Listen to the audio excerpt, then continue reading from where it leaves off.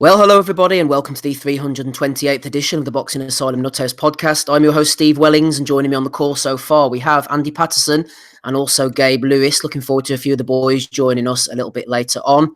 We're actually going through there, off air, what we're going to talk about. What are we going to start off with? We know we've got a few fights coming up next week. We've got Belly of the Weeks and a couple of questions thrown in as always. No guests as yet, unless somebody's going to spring one on me. But there has been action during the week and during the weekend, but nothing great, nothing on DAZN or anything like that. We've been watching. There's been UK cards on Friday night, action on Saturday night as well. And Andy's going to talk to us about a Japanese card from Wednesday. So if you're in the chat or you're on Twitter and you want us to talk about anything in particular, then now is the time to hit us up with your questions and comments and what have you and all those different bits and pieces. Right, Gabe, let's get stuck off with you then, shall we? Now, I've got a bit of a confession to make because I saw the highlights of the Soto Acosta fight flying about, and Oscar De La Hoya was complaining about the stoppage and saying it was a bad one. And I didn't even mention this card last weekend because I forgot about it. I didn't even realise. I'm going to be honest, Gabe, as Derek Chisora would say. Let's hear what Chisora would say about me. Let's all be honest, man. You know, we want to be honest, yeah. Let's all be honest, man. We've got to be honest now. I didn't even realise, Gabe, that Cancio and Machado too was taking place on Friday night. So a casual moment for me to confess to right off the bat. Third round stoppage. Cancio got the job done. I know nothing about it, Gabe, but hopefully you're going to fill me in. Yeah, sure. I mean, I thought I got to see the Acosta fight, and Elwin Soto looked really sharp early on. I think it was round 3, maybe. He scored a pretty big knockdown of Acosta, and Acosta got up, but he was still hurt. So if you've been a long time listener, I think most people will be pretty familiar with the fact that I'm a pretty big fan of the smaller weight categories. And this wasn't a slouch of a fight. So if you haven't traditionally been a fan of that division, of those smaller divisions, I highly suggest that you go watch this fight because it was a really fun fight. Bombs away. Both guys landed big shots. It was close in round 1.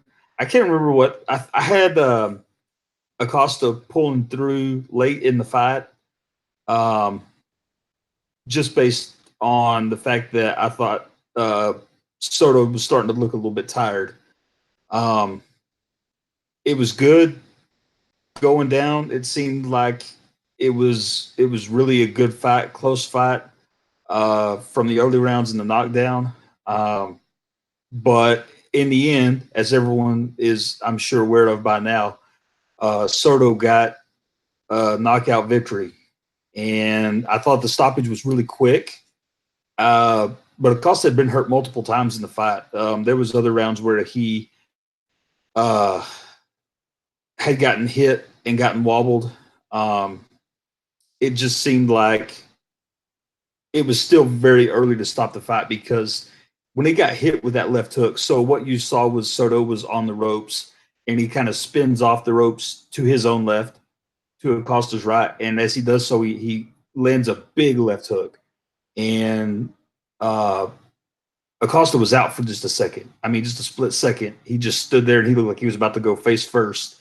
And he kind of got his wits back real quick. And he was on the defensive. He wasn't throwing punches back, but there was no time for him to really kind of settle down and get his head straight because the ref just jumped in immediately. So I don't want anyone to think that just because the ending was bad, that the whole fight was worth not watching, because the whole fight was really pretty tremendous. I really, really enjoyed that fight. Like I said, action pretty much the whole way through. Good stuff, Gabe. Shout out to everybody in the chat there. Tosh is in, Take Ames, MB, saying that Soto was a good fight as well. I'm going to try and fish it out during the week if we can. No copies floating about at the moment. There's none of that card going about for last night. Daily Motion, YouTube, the torrents, there's nothing. Bit disappointing, Andy. We'll have to order it on video cassette from the back of Boxing Monthly. Oh, Christ, that was a while ago, mate. I think there's some of the undercard. There's highlights now. But it was like the preliminary. Yeah. But yeah, one thing you guys got to check it out. I really enjoyed that one. Then the Machado fight was, I mean, it was pretty telling, I thought, from the outset on that one. I mean, what you had is Machado was not really looking to. He didn't look comfortable right off the bat. He was getting backed up, and the pressure was there, and he didn't like it from the first round. I mean, immediately. It was pretty obvious to me anyway that Cancio was there to apply the pressure, and he looked steady. He looked sharp. He wasn't in a position to move around a lot. He applied the pressure, and he was right in front of Machado, and he sat down on his punches pretty big. It was a fun fight for what it lasted. It wasn't a long fight, obviously, as I'm sure most people are aware. But I thought overall it was a decent card. A lot of the early fights on the, I guess you call it the main portion of the card, were I think there was a 4-rounder, an 8-rounder. You guys familiar with Blair Cobbs? Some of you guys may have seen him out there on the Golden Boy Facebook boxing. I can't remember what their little broadcast is called. He beat, a couple months back, he beat one of Golden Boy's guys. There's a guy that gee whiz, who was that? Guy's a guy that was coming up, and I can't think of his name. Was it that Karobian? Ferdinand Karobian? Ferdinand Karobian, yes, sir. Blair Cobb's got a hold of him. And that fight was, a cut was bad in that fight, but in this one, Blair Cobb's looked pretty good, I thought. Can't remember what else was on that card, but overall, I mean, it wasn't the greatest card of all time, but I think it's well worth the price of admission for the Acosta fight. That was just, again, tremendous, really fun fight. Yeah, DAZN, how's DAZN getting on? Is it going well? Is it going badly? I know a few of the people in the chat are talking about it right now. Also, Snake Hips was mentioning about the Paulie Malignaggi card. I haven't seen that myself, but I know Rapping Rob Kelly's coming on later, about 8:30 or so. So we're going to drill down with him. No doubt he'll throw in a few impressions as well of Paulie, who, by all accounts, was a little bit hard done to, but it's not great, that bare knuckle boxing thing. Just quickly from you, Gabe, because you were mentioning this earlier in the chat, actually, on the bare knuckle. It's brutal. We've said this before, haven't we? Whenever they're fighting without any proper gloves on and that, these guys got lacerations all over their faces, blood spewing. I mean, obviously Stephen Ward ended up like that on Friday night, so we know what happens when they've got the gloves on. But without the gloves or with this minimal padding, Gabe, Paulie looked like an absolute mess with this huge gash across his face. Would you be quick to get in the bare knuckle boxing ring, Gabe? Not a chance. Fuck that shit. Every fight, the guys come out with, some pretty bad welts and bruises at the least. And, in the case of most of the fights, somebody's cut somewhere on their face. I did watch that last night. I was excited to see Randall Bailey. I don't know how many people knew that he was supposed to be on that card, but Randall Bailey was supposed to be on that card. And I wanted to see that. This guy, I'm sure even at he's got to be pushing 50, 45, 50. He's got to be still a tremendous puncher if he can let his hands go. But I wanted to see that. So I tuned into the whole fucking show last night in order to see him and watch the Paulie bit. And he wasn't on because he had some kind of medical issue. I was browsing through trying to figure out what happened online. And what I saw was somebody from the bare-knuckle team or whatever on some social media somewhere, I don't know if it's Twitter or Facebook or what it was, had said that he was medically unable to fight. So it doesn't look good there. But I wasted my whole Saturday evening trying to keep up with that card. And it was garbage from top to bottom. I really don't enjoy that stuff. It's not for me. But it's a blood sport. If you want to see people getting cut open and busted up and 9 kinds of fucked up, then that's what you want to watch, because it was definitely for fans that want to see some tremendous violence in there. Like I said, I didn't really enjoy it.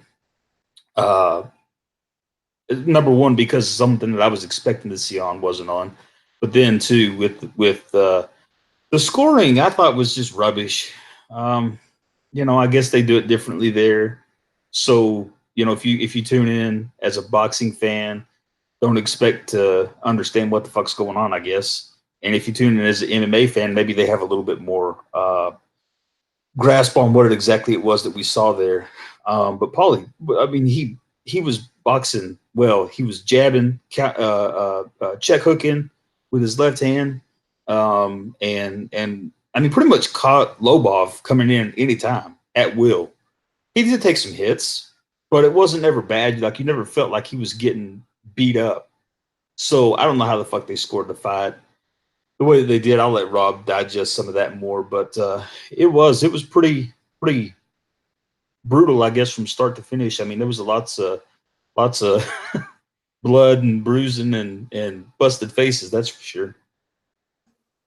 Yeah, whenever Rob comes on later, we'll be going through that with him. Also, Ozzy will be joining us to talk about Ted Cheeseman, a bit of MTK on Friday night in the Ulster Hall as well. Just finishing off with this Fantasy Springs Casino card. Alberto Machado, he's been found out, hasn't he, as another hype job. Weak to the body. Said before, I haven't seen it, but he was counted out by a body shot in round 3. Cancio, he's had a few losses on his record, a few draws as well, but he's hungry. He was hungry for the win, working during the day, training during the evening, and he just had too much hunger for Machado. I thought that the jury was out on Machado when he fought the Ghanaian fellow, Rafael Mensah, who quite how he'd managed to make it to 31-0. I do not know. He was terrible. And Machado had him down a couple of times early. He looked way out of his depth, Mensah, and Machado let him go the 12 rounds. And that was the type of fare that HBO was showing towards the end. And I wasn't impressed with Machado. And Cancio, he's gone out there and he's gone right through him. He said, "You're not on my level. I've got more experience than you. I'm hungrier than you. I'm gonna put it to you, to the body." And Machado just didn't like it to the body whatsoever.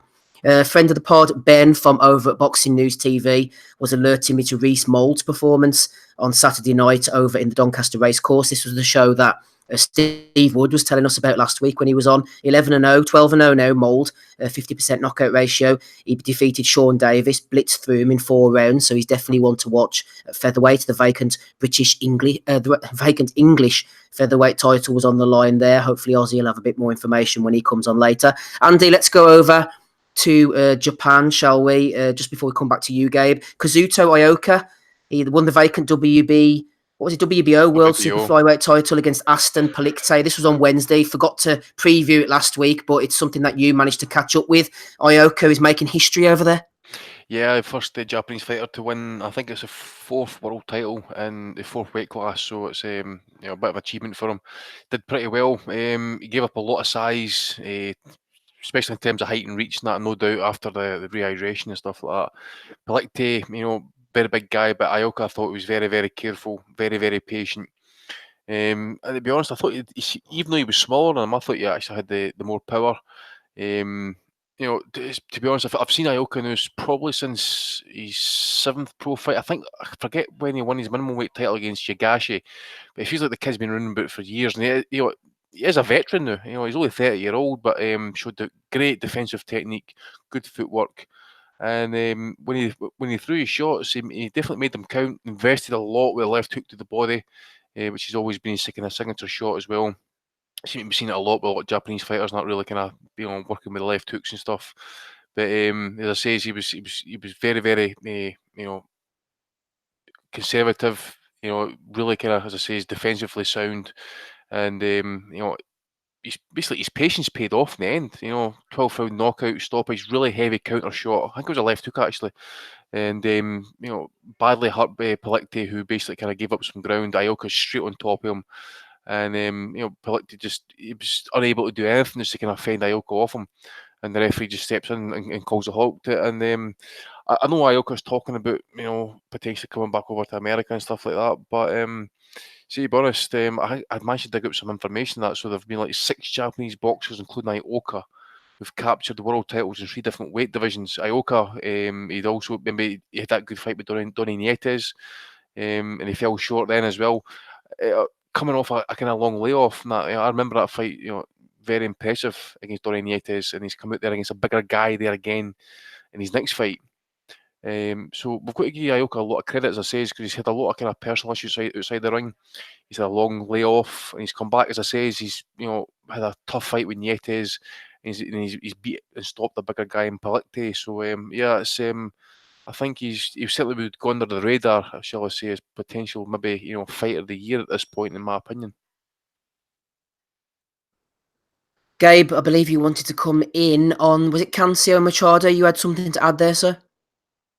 Oh yeah, sure. Not to detract from what Andy was talking about, but I was gonna mention too, kind of along the lines of what you were saying. I feel like out of everyone on that card that we saw, I thought that Machado was maybe my least favorite, I guess is a good way to put it. Whenever we saw him in the past, I just didn't really ever think that he was really all that great. I mean, he's not bad. I mean, you got to think about it too. We're talking about on the world championship level of boxing. So none of these guys are what I would consider to be bad. If they've gotten to that point, they don't just, well, I shouldn't say that. There's sometimes they just magically appear in the fucking rankings, but he just never really, to me, seemed like he was going to be the next great Shakes. I thought Acosta, from his fights that I've seen, were much better. With Acosta, he had some really good fights already, and I really feel like he was probably the best of the bunch on that card.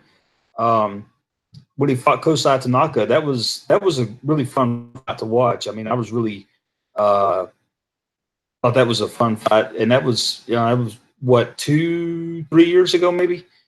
No, yeah, maybe it was about 2 years ago. But overall, I mean, I just felt like you did.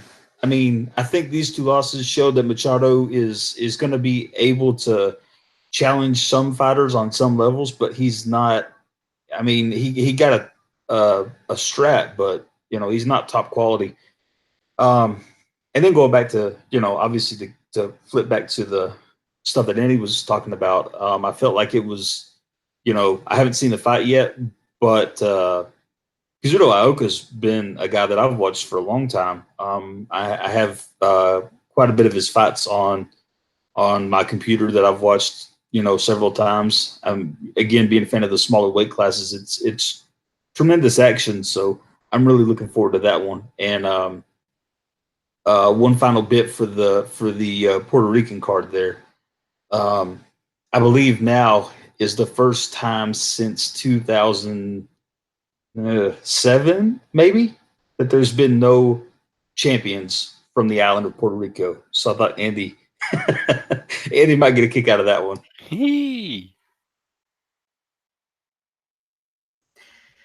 No champions, says Gabe. Plenty of champions on here, everybody. Episode 328. Just working on getting a few people on for the evening. Right, let's go on to the Sky card, Andy. Well, where do we start with this one? First of all, Ted Cheeseman getting a draw with Kieran Conway. I thought Cheeseman might have just about done enough. I was flicking between this and the Belfast card at the same time. We knew that Conway was a good fighter, pretty tall. He was slick. He started to tire and gas out a little bit as the fight progressed, but that was only to be expected as he came in at 2 or 3 weeks' notice. He managed to get the draw anyway. I think this says more about Cheeseman than it does about Conway. Cheeseman has been found out at European level. No shame in that. He's come back down to British level, and he's probably showed with this draw that he wasn't able to push it so far away from Conway that he is probably British level. Also on that card, Andy, obviously Craig Richards. I thought that Andre Sterling would be a pretty live opponent. As it turned out, Richards was a lot taller, and he was catching him with quite a few shots. Dropped him in the 6th round, I believe it was, maybe the 7th, and managed to win a unanimous 12-round decision. So fair play to Richards. He's another one who's put a loss behind him and come back stronger with a couple of really good wins, and he's maturing into a nice fighter. And Conor Benn, Mr. Excitement, Andy. It's everybody's world title fight when they're going against him. This is Jussi Kovula, 35 years of age, seen better days. Ben got stuck in there and he got rid of him. So, I mean, we can't really fault the young lad for his performance on this occasion. Well, I didn't catch Ben, I didn't catch Richards, I did catch Cheeseman. Personally, I thought he maybe shaded the fight, but he was pretty much underwhelming, shall we say, considering what he's done in the past, shall we say. But I don't know if it's maybe a kind of case of burnout with him. I know he had like a kind of busy 2018. He's already had 2 fights so far this year. Now I don't know. I mean, he's racked up a few miles, shall we say, and maybe he's just kind of caught with him a little bit. Talking about retirement, did he know before this fight if he didn't win it? So I'm interested to keep an eye on it. I've read something somewhere as well. He's maybe been battling a gambling problem in that as well. So I don't know if maybe that's what's causing some problems as well. But I kind Do you of think he'd bet on the draw, Andy? aye. Well, then they get me started on the conspiracies and that, especially the Yanks kicking about and stuff like that. But I can't really add too much value on it, mate, because I didn't really have the card on for long because I was getting the evil eye for the mother-in-law and stuff like that, So aye, probably need to wait till Aussie comes on and kind of break it down a little bit. I've got it recorded, but I'm not going to be jumping out my way anytime soon to be kind of breaking down this Eddie Hearn card that's obviously kind of dripping with top quality fights and stuff. But what I did find quite quite funny actually was Conor Benn's comments and stuff like that, saying say people are getting to see the Conor Benn of old. He's talking like he's a fucking 50-fight veteran. He's only been fighting 3 years as a professional, for Christ's sake. But no, mate, I can't add any more than that, unfortunately. No problem. The guys are talking about it in the chat there. Snake Kips was saying Eddie's young roster is garbage in comparison with Frank Warren. A few people are comparing the stables between them now. Are Sky going to stick with Eddie Hearn? That's the question. He's gone over. He's flirted with the American market. He's tried to bring DAZN on board. But whether it's working out or not is anybody's guess. People are getting picked off. Fighters aren't winning even at all varieties of levels. And I suppose he is a guy who's under pressure at the moment. He's stressed out. Should we be praising Eddie for going over and trying to expand the market? Or should we be giving him grief for trying to get into bed with DAZN, trying to have his cake and eat it, Andy? Yes, he deserves all the shit that he can get.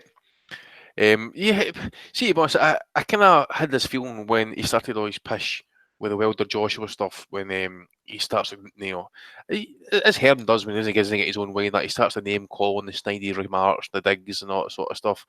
I just kind of think off the back end of that, the Yanks have probably said, who the fuck is this limey bastard coming over here to fucking tell us what we're doing and what we can't do? So, anything that kind of give Eddie Hearn a kicking, I'm all good with that. But he is toiling at the minute. Like as you say, I mean, Crawler got beat. Well, there's Cheeseman stuff. For example, he's struggling there. That guy, Commey, I think was a month's notice. Joshua's been knocked out. Fielding got beat. Who else we got? Bellew got retired. So he's really got like what Usyk, which isn't really his fighter. Who else has he got? Brooks washed up. He's got Yafai, who seems to be taking the path of least resistance. What other titles has he got? Yeah, I think Yafai's fighting next week, isn't he? They're talking. He's got obviously Lewis Ritson as well. They're talking about Josh Taylor possibly signing with him. Andy, would that be something you'd be getting on board with? No, absolutely not. Josh hates him anyway. So does his dad. His dad fucking hates Eddie Hearn. But no, try to think actually. Well, Scott Fitzgerald beat Anthony Fowler, didn't he? But they're talking now about Cheeseman going in with Fitzgerald next. But as Matthew D'Souza in the chat rightly says, Cheeseman probably needs a softer one than Fitzgerald. You'd say on this type of form, if Fitzgerald is training, he doesn't go off the wagon again, then you could see him beating Cheeseman, I think. That's the thing as well, is Fitzgerald going to take it seriously after a Fowler win? As a Fowler win was at his apex. Can he do any better than that? I don't know. You say lifestyle could be an issue. But you see, I'm trying to remember all the names of the fighters that have been beaten in America recently. That belong to Eddie Hearn. Callum Johnson got beat off Beterbiev. Luke Campbell's likely to going to get an icing off Lomachenko. So yeah, it's not good times for Eduardo. And as I said, I think I mentioned it last week. The boy for Sky's now moved on and stuff. So I think things are going to be getting swapped up a little bit here. And to be honest, the way DAZN are doing things at the minute and that as well is that they're blocking fights in certain territories and they're streaming fights in certain territories and stuff like that. I don't know, man. It just seems to be a bit of a fucking ramshackle at the minute for Mr. Hearn, which is fantastic to see. Yeah, thank you, Andy Ruiz in the chat says Hearn is a promoter, not a boxing man. Warren develops great young talent. He he's actually right there. He makes a good point, but I don't want to just keep on kicking Eddie for the sake of it. Like, but it is almost as if it's got a bit top heavy. Everything was almost built on sand, and all of a sudden, as Andy said, a few people have got beaten, a few people have retired, a few people have been exposed, and all of a sudden, you're looking from the top down, and it's like straws. It's not really built on solid foundations. By the looks of it, it's struggling a little bit now. Well, as you say, mate, the key word you used was exposed. I think the main thing that has been exposed here is Eddie's lack of talent or lack of depth, shall we say, in the titleist departments with the fighters and stuff. Okay, it's great having like Josh Kelly's guys coming through who, look talented, look like they may do something. But you just know, I just don't think the fighters get the right fights at the right time. It's all about kind of march them onto world title fights. Everybody feels entitled. Everybody's wanting to get paid. So and they're all wanting TV slots. So Eddie's got to try and deliver that as best as possible. And if they get them a big-ish fight, at some point they're going to come unstuck because they've not learnt their trade properly. They'll come up the hard way, shall we say, which is my way of saying the traditional route. Beat your opposition domestically. Prove that you're the best domestically. Prove you're the best in Europe, and then you're ready for maybe world level. But no, as I say, everything just seems to be getting bypassed, and people jumping the queues. Okay, boxing's no fair, and you didn't get what you deserve from that. But in certain circumstances, people are getting stuff that they just simply do not deserve. And it's a hard thing to say because boxing's fucking rough gone, and you can't say they're not entitled to get a good living, a good payday, and that. But at the same time, for what they've achieved, some of these fighters, and what they've just no, I mean, the fucking paydays are just out of hand at the minute. Yeah, I do think Eddie, to his credit, is a good promoter and he's a good face, and they like having him on the interviews, and he's a salesman, and he looks the part and all that. I'm not completely detracting from him, but it does appear, and I know people say, "Oh, here we go again with Frank Warren," but Warren does seem to be like a sort of in the weeds boxing guy, and everything seems to be built with a little bit more foundation, like it's structurally a little bit more sound. He picks the right fighters at the right times, and it does seem to be. And look, I remember back in the day when Frank was the Eddie.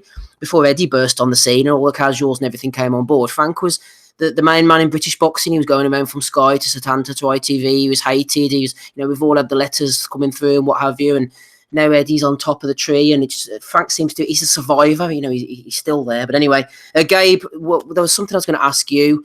You were going to tell us about building up fighters from the regional levels, I think it was, Gabe, adding your knowledge or insight on this. Yeah, I think it's, to me, it's so interesting whenever we're talking about British boxing, because I think in the States it doesn't have the same connotations whenever you're talking about guys that come up. You don't necessarily get the same discussion about people being regional level or not. I mean, I think, of course, a big part of that is absolutely the history of boxing, and it comes from the history where you've had the title there, the British title. And I think it's really interesting whenever we're talking about these things, because whenever I see guys here in the States that are, obviously from the States, you don't really look at them that same way. You just typically kind of cast them aside as either being a really promising fighter or not, and they don't seem to get that same distinction that British boxers do of being British level or being world level. And so I've always considered those two things to be really interesting. But I think it's really tremendous though whenever you have guys that are British level fighters, because a lot of times I feel like they get shit on. Whenever I don't really think that should be the case at all, so they move up to world level, or maybe they never quite get there, and whenever that happens, they kind of get forgotten about or left aside for really the British fans to continually talk about later on, past years and years as they go by.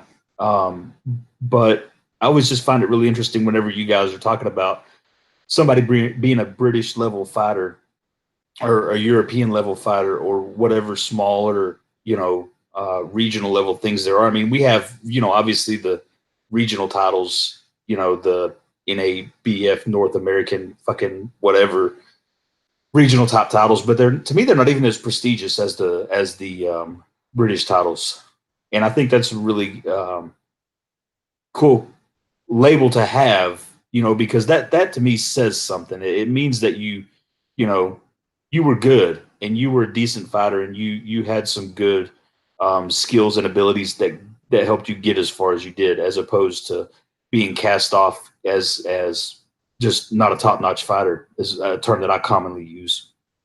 But I was hoping maybe you guys could tell me a little bit more about what you think about that, because I'm kind of thinking about it from my perspective that I see here.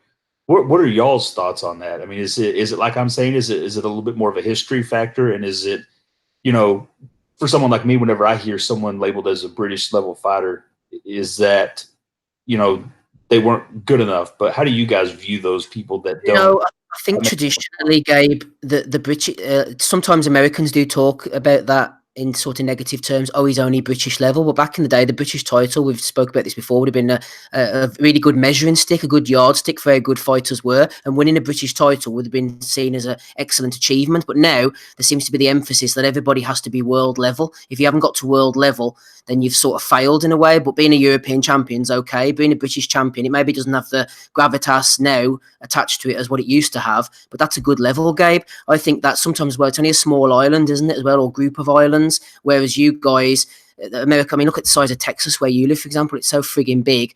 There hasn't got that regional feel necessary. And, I don't really know what the point is I'm making here, but you got like the guys like Bob Arum, Don King, all these guys who've been around for so many years because they can't get rid of them. But you've got people sort of on the ground like Russell Peltz and Banner and Art Palulo and all these guys who are working more on a regional scene and maybe filtering the fighters on up. And yeah, I've sort of gone down a cul-de-sac, Gabe, that I can't really escape from here. But the point being, go on, Andy. I was just going to say, I think another factor is that the British title's actually been devalued over the last 10, 15, 20 years, because it wasn't uncommon for say people like Jim Watt or Ken Buchanan, guys who had either fought or lost or even maybe had been world champion for a little bit, to come back down to British and European level, defend the title, and then go back on to bigger fights, maybe a world title eliminator and stuff like that. So there wasn't, again, it wasn't, they never seen it as like a kind of step back for them. They want to come back, get a payday, fight a local rival, put a title on the line, and probably as well, it probably went a long way for the guys to try and get further ranking points and continue to be in the top 10 with at that time would be the WBC and the WBA ranking bodies. Yeah, what I was going to say, Andy, sorry, I was flicking on my phone there while I was trying to make the end of that point, was around the early 2000s as well, we had the proliferation of titles like the IBO and the WBU were sort of becoming more frequent, and you had guys who traditionally would have fought for the British title or the Commonwealth title, then fighting for this WBU or the IBO instead, like Mark Hobson against Enzo Macronelli, for example. There was Ricky Hatton was learning his trade. I think he fought Eamon McGee, didn't he, with the WBU title on the line. And I mean, the British title still was flitting about in that, but it's coming back to prominence a little bit more now. I know Eddie said that he was going to be using it more, but it's a good level and a good title to have. I know Ozzy would always say that as well. Anyway, shout out to Conor Benn. Also, shout out to Sam from Against the Ropes Boxing. He was tweeting me he was texting me during the week, actually, seeing if there was any value in an Anthony Fox win over unbeaten 10-0 Dwayne Sinclair. I admitted to Sam I didn't really know too much about the two guys, so I couldn't comment, but he was spot on. He called it dead right. Hopefully he put the bet on. Anthony Fox got the win, 79-73, so he only dropped a round. Pretty resounding win over Dwayne Sinclair, an example of sometimes the more experienced boxer coming up against the unbeaten but untested prospect, which was Dwayne Sinclair in this case. Giovanni Di Carolis, we mentioned this last week on Friday night over in Italy against Caron Gavor. He got a unanimous decision win, WBC International Super Middleweight title. 10 losses for Gavor now. Di Carolis goes on towards a possible WBC Super Middleweight title shot. Who knows who's the WBC Super Middleweight champion? I think it's Durrell, isn't it? Or did he win it against Yildirim in the end? It ended up in was it a draw? I think it let me get this right now. It was Yildirim. I think it is Anthony Durrell, mate. He is the champ. Yeah, and I know. Because there was a cry for a rematch. Decision, didn't it? I think in the end. Aye. Yeah. Andy, what about Lee McGregor? 8th round knockout over Scott Allen, Commonwealth bantamweight title Saturday night. in Glasgow. Is there any chance of him fighting Cash Farouk? I think there's a bit of banter going back and forth between them at the moment. Natural fight to get made, mate, obviously. But I know Cash is wanting to win the British outright first. I don't know why he wouldn't want to do it against McGregor, really. He could win the British and Commonwealth. He could win the British outright, unify the Commonwealth, and then probably go to European. But he's going his own way, basically. To be honest, I don't think he's in any rush, personally, for what I hear. But yeah, it's a natural fight to get made in Scotland. But I just hope they didn't hang about for too long, and one takes an L, or one moves up in weight, or one vacates a belt for a bigger opportunity. But no signs yet. But hopefully it does get made this year. Hopefully, I will go to it as well if it does get made. There'd be some atmosphere, wouldn't it? That would be good, mate. Hopefully it gets held. I will be in Glasgow, I think, as well. So, yep. Maybe the Kelvin Hall. Usually a good wee atmosphere in there, about 4,000. It's kind of like the kind of York Hall of Scotland. So that's what you need, isn't it? Yeah, that's what you need. Exactly, that's what you need, mate. 4,000 fucking hardcore fans. I miss them saying it's the hardcore fans who go to see your York Halls and Kelvin Halls and stuff like that. For a fight like that, absolutely. Get in the Kelvin Hall. That'll be. I remember the night Burns beat Martinez in there. Actually, the night he won his world title. Fucking great atmosphere.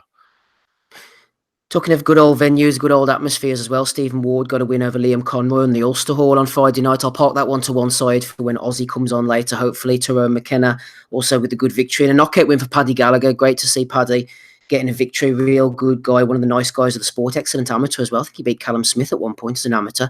Back down at welterweight. Really good fighter, Paddy. Hasn't had all the breaks and all the luck, but hopefully soon he will get another opportunity and maybe end up winning a British title or something before he calls it a day. Hey, he fought against Liam Wells, who I believe was a kickboxer at one point. Seemed like a nice, humble guy, a little bit inexperienced. Paddy got rid of him in the third round, Gabe. I know you're a Paddy Gallagher fan. Yeah, I don't hate him. I've watched quite a few of his fights that I've had the opportunity to anyway. I mean, of course, I don't get to see them all, but anytime I've been able to catch a stream or get one downloaded, sure.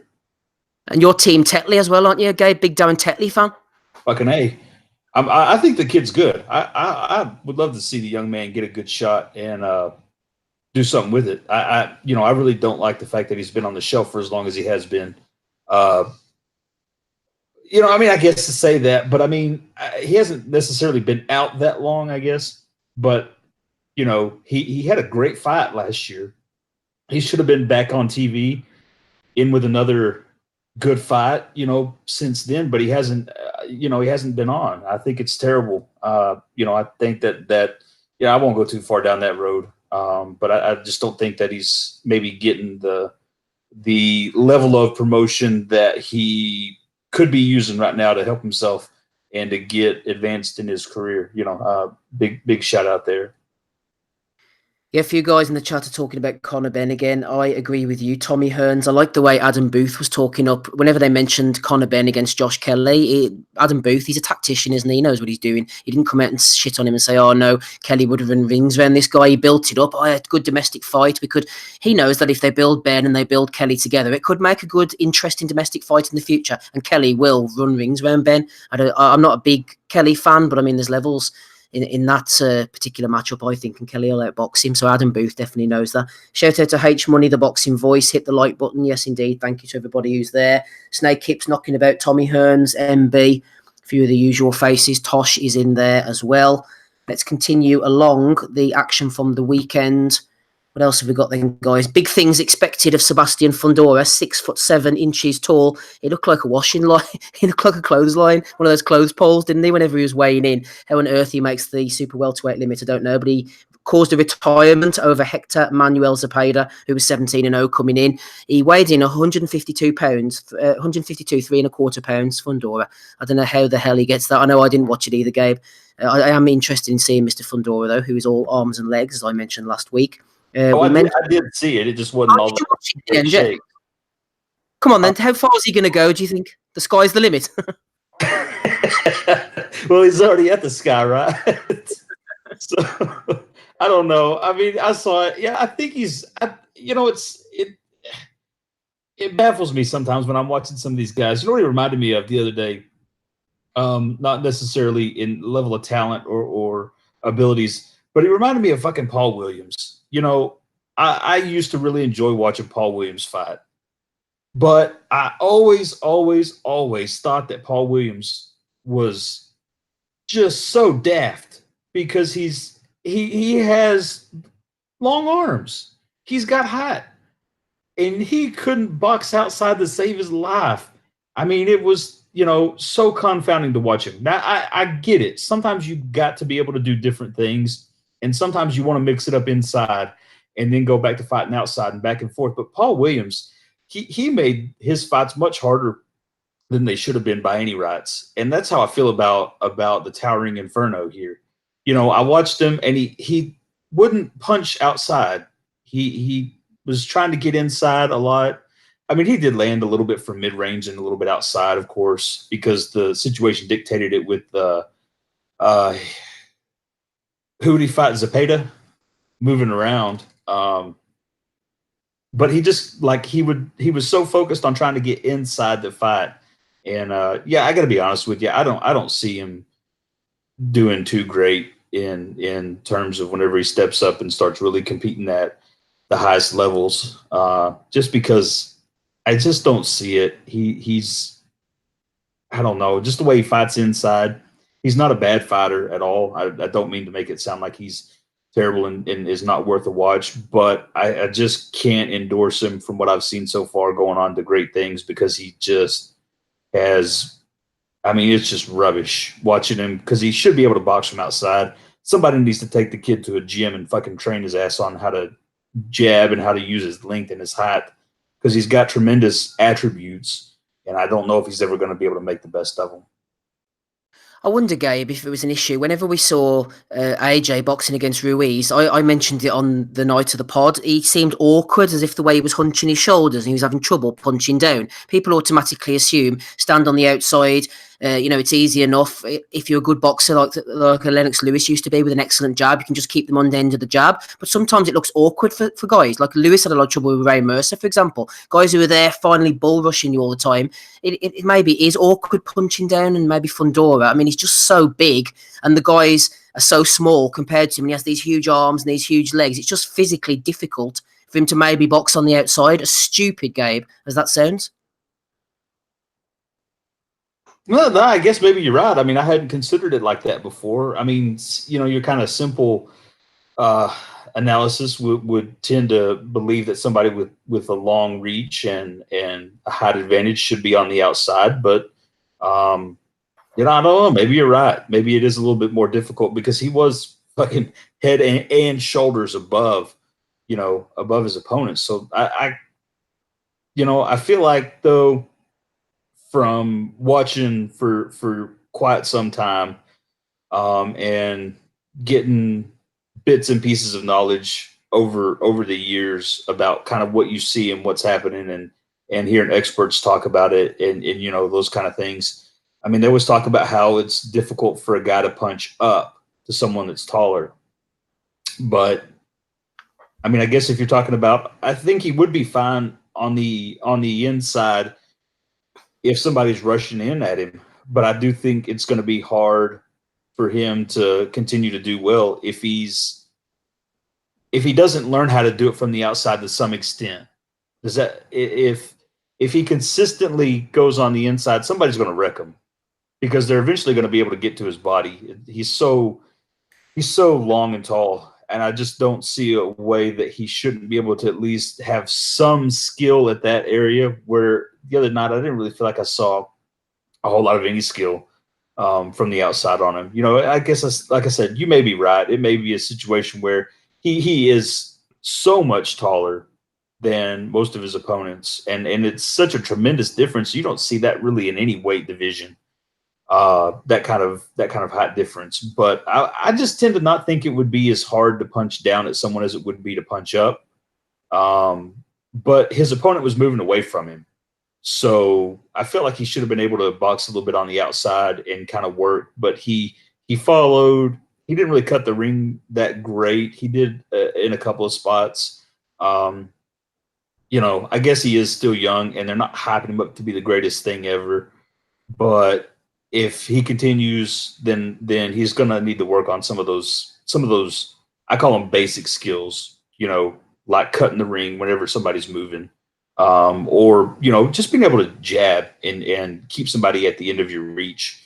I think that's always a problem for tall fighters. I mean, fucking Tommy Hearns, how long were his arms? You saw him get in trouble time and again, and it wasn't necessarily because he did something wrong, but whenever guys fought a certain style and came in towards him, he couldn't use his reach as well. And that's not a knock on him. I mean, fucking all-time great champion. But I just think maybe you'd like to see it in that scenario where his opponent's moving away a little bit more. But you may be right, when someone's coming in at him, he's going to have to fight inside. So I guess that is a good skill that he has right now. I just hope to see him develop a little bit more from the outside. Yes, another win onwards and upwards for Sebastian Fundora, then, who beat Hector Manuel Zepeda. That was on Showtime. Samson Lukovic is on the Fundora hype train. I just wonder, with his height to weight ratio, whether it's just difficult for him to fight. A difficult prospect for Fundora. Anyway, it's 45 minutes into episode 328 of the Boxing Asylum Nuthouse podcast. We are squeezing every last ounce out of the weekend for you here, guys. I'm just bringing up another card. Actually, Sergio Garcia getting a unanimous decision win over Sergei Rabchenko. He's 30-0 now, Garcia. He retained the European super welterweight title. Shout out to friend of the pod, Dominic Henry. It's been a while since we've heard from Dominic. He's dragged himself up. He's come on the call. Welcome, Dominic. How are you on this Sunday evening? Couldn't be better, Steve. Excellent stuff. Great to hear from you, Dominic. I want to hear from you, first of all, on this AJ Ruiz situation. I'm going to play you in with a clip, actually. I often mention our friend from Against the Ropes, Sam. He sent this in to me for Bellew of the Week, but I think it's worthy to play it right now. Eddie Hearn was asked during the week by your mate, Cougs, over on IFL TV, about when and where Joshua was coming back, and Eddie had something interesting to say. So let's listen to what Eddie said about AJ's comeback. What's the current situation regarding Anthony Joshua? I was with him this morning. Just plotting, just thinking, just gearing up for one of the great comebacks of all time. They are, Dominic, plotting, thinking, gearing up for one of the great comebacks of all time. What do you think about that, then? I love when Eddie uses this word, plotting. He's always using it. I use it all the time. He thinks he's this flipping great strategist. The Henry Kissinger of boxing. He thinks he's just flipping. Why does cooking on? You know what it is? Here, I'll tell you, Steve, right? See, when I was working at the airport last year, I bumped into Andy and Tommy and Tommy's old man one day, but another day I bumped into Coogan. Coogan was sitting in the Burger King in the international airport, right? Right. So I had to walk past the Burger King that clock in every day and clock out. And I think he was over for whenever, you know what I think it was? Whenever Conlon, I think Top Rank were over or something, and there was a press conference for one of Mick Conlon's fights. I think it was Mick Conlon's fight in Belfast that was cancelled or something. Uh-huh. But anyway, I sat down beside Coogan, and I just got this vibe off him that he knew that I was someone who had trolled him before, and he was looking at me real shifty, like. So anyway, I buggered off and left him alone. But the thing about it is, as I said to you before, what I find really interesting about this situation with the rematch is that clearly, right, there's the contract, it's nailed on, there's a rematch clause, but what isn't nailed on is where that rematch will be. You can tell by the way Eddie's speaking that it's not been nailed down, and whatever language has been used in the contract, it's not in concrete language where the rematch will take place. So that's why, you hear he said that Joshua was talking about wanting to do the rematch at MSG all over again. And Eddie, and especially I'd imagine Adam Smith of Sky and Barney Francis of Sky, I'd say they would be very keen to have that rematch probably in the O2 Arena in November, December time. But Eddie, he thinks he's this great strategist, but I don't know. Like one thing I would say about Joshua that I've been thinking about, and I heard it mentioned a few years ago after it was mentioned by Bunce after he beat Klitschko, and Bunce was saying that he heard that if you remember Joshua's first two defenses against Charles Martin and Molina, Well, he won the Bunce- title off Martin, didn't he?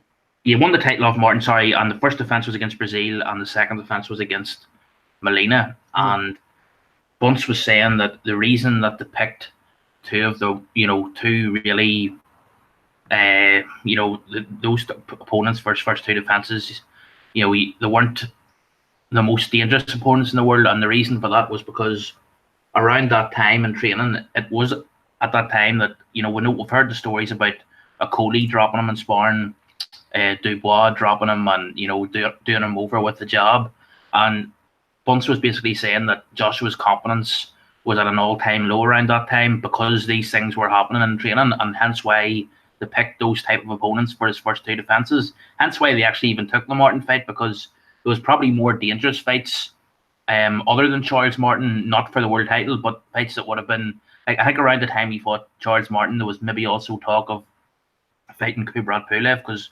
Pulev had been beaten by Klitschko in, I think it was it November 2014 that Klitschko beat Pulev? But anyway, Klitschko had beaten Pulev a while before that, but there was talk of Joshua fighting Pulev before Charles Martin got that lucky result against Sar Glasgow, and then obviously the title, the chance became available, and Eddie and Sky thought, well, this is the perfect chance to get a slice of the heavyweight pie. It was too good an opportunity to turn down. But Bunce was basically saying after either the week of the Klitschko fight or after he beat Klitschko that his confidence had really been at an all-time low because he was getting done over in training over and over again. And when I saw Ruiz put him down in the third round the first time, what that looked to me like was, this is a scene that has happened probably over and over again up in that English Institute of Sport in Sheffield, and it's probably they're probably well used to seeing it happen, and it's probably in their minds was going to be only a matter of time before obviously we saw it against Klitschko, we saw it a bit against Dylan White, but for it to happen, they probably didn't expect it to happen against someone like Andy Ruiz. But I think, so you think then, Dominic, that Ruiz was sort of reawakening some demons that were always lingering in the background? Something like that. I mean, I do believe that there's been rumors now. There's sort of rumors now. All rumors are caricature in a sense, but caricatures have, there's always some grain of truth at the bottom of it. They're exaggerations, but there's always something. So I imagine, like, I know Dubois, everyone knows Dubois dropped him, Coley dropped him. There's talk that this guy Caballel dropped that, really not just dropped him, but bossed him up. So I imagine it's hard to know. Like, for a long time, my thinking on this was, right, he was winning the fights where it actually mattered, the actual contests, not in the ring, the actual fights. He was coming through, he was finding a way to win them, and I was thinking, right, well, hold on a minute, everyone's criticizing him, but he's making his mistakes in the gym, and he's not making fatal mistakes in the fights. And I was thinking, well, maybe he's doing it the right way, that he's making his mistakes behind closed doors, and it's not going to catch up with him, but it clearly did. And it's what I find amazing, Steve. It's really tickled me over this last few weeks since the fight. It's just the spin of Eddie and Matchroom. It's the way things, like, in the immediate aftermath, the devastation was spun into relief. It's just this blur-eyed PR. It's the age we live in. It's like now we'll really get to see what Joshua's made of. Yeah, he's still a kid. He's only learning. He's only had 25 fights, not that sort of stuff. Oh, it just ignores the fact, it doesn't matter how few fights you have, how inexperienced you are. Once you win that world title, you're in the Fahrenheit. You can't fall back on that excuse. Once you win the belt, you can't flip and fall back on it and say, oh, he's not ready for these big fights. Once you take that jump and win that portion of the title, you're in the deep end. Like, you can't, come back and start fighting. It's just hilarious. I just find it hilarious the way Eddie, the way he spun the devastation and the relief. That was just, to me, is absolutely hilarious. And Eddie looked in the post-fight press conference. I saw a tweet a few days after the fight saying that I think it was, it was a guy, he's not a boxing writer, Steve. He writes sports pieces for the Daily Telegraph. He's called Oliver Brown. And he sometimes, if there's a big heavyweight who transcends flipping, who manages to cross over a bit like Joshua has done, he will go out. They don't really know about boxing, but they'll go out and they'll give like a sort of a general sporting interpretation of the fight. And he put this tweet out at the post-fight press conference saying Eddie looks more devastated than AJ himself. And to me, that chimed with what you were saying the night after. I remember the second night after the fight. And you were saying that, you thought that, AJ, this was like a huge relief for him, that, he was like some sort of Oliver McCall thing, that he couldn't hack the flipping pressure of it. And certainly Eddie looked more crestfallen than AJ did. But look, it's going to be interesting. Like I'll be honest, I'm not one of these people, right? I'm not afraid to come on here and say, before Joshua got exposed there, I thought he would beat Wilder, and I thought potentially he might also beat Fury. I'm not afraid to come out and say now, that I was wrong, and that looks like I was wrong. For a long time, I thought, that he would probably beat Wilder in a shootout, and he might even get the Fury, but I was wrong. Like he's just far too stiff. I mean, people compare about Frank Bruno and say Frank Bruno was very stiff, but I was just thinking about it earlier. What people forget about Frank Bruno was he had a really good job. I mean, if you watch this fight against Lennox Lewis, for a long part of that fight, he was out jobbing Lennox for a great part of that fight. That's true. If you watch it back, I know he was quite stiff and he had problems with the being too muscular up top, but Frank was. I mean, you used to see in the first Tyson fight, he was hooking off the job, doing stuff that you don't see heavyweights today doing. He wasn't he definitely had his flaws, but Bruno wasn't a mug. Like, he knew how to box, he knew how to fight. AJ, I'm sick of hearing people saying he didn't use the job. He doesn't have, as far as I can see, he's never really had a job.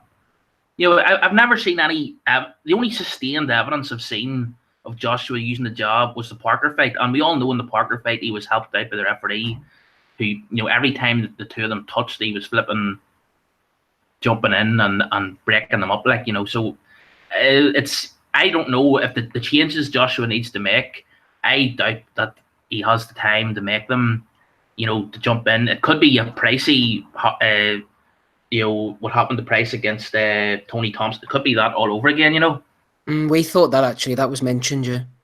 It'll be very interesting, it's but I mean, you sort of have to put it into perspective, as much as we hate, if the guy wouldn't have to work another day in his life if he didn't want to, you know what I mean? Look, you think of the money he's made, we're talking the reason if he would want to stay in boxing, it's about legacy now, it's about, but compared to someone like Lennox Lewis, I mean, Lennox was really, you always got the impression that Lennox was really completely aware of the history of what he was taking part in. Lennox idolized Muhammad Ali.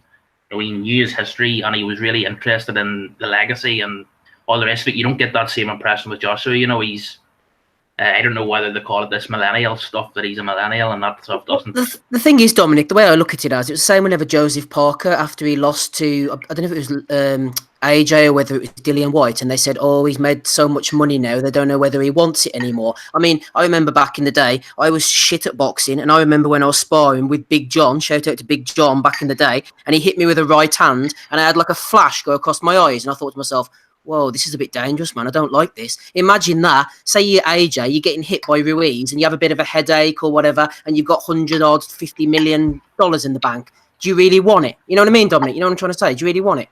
Was that Big John Fury you were sworn to say?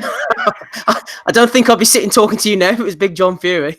You know what he got? Do you know what he got put in prison for? Steve, even Steve's glasses, you wouldn't have saved him. I have to look that close up to the screen now. No, you're right. I mean, that's what I was thinking. I was saying to someone as well. You think of the money he's made, right? Probably way more from endorsements, and he's probably, if it's true that he was getting bashed up in sparring, the thought process that you just described there, Steve, I was thinking he's probably having that thought process in training when he's getting bashed up by these guys. and he's thinking, right, I haven't even had the fight. I'm getting bashed up in sparring. Why am I doing this? He could be forgiven, and it wouldn't be surprising if he's thinking, why am I putting myself through this? What is the point of this? I don't need to do that. Why am I risking my health?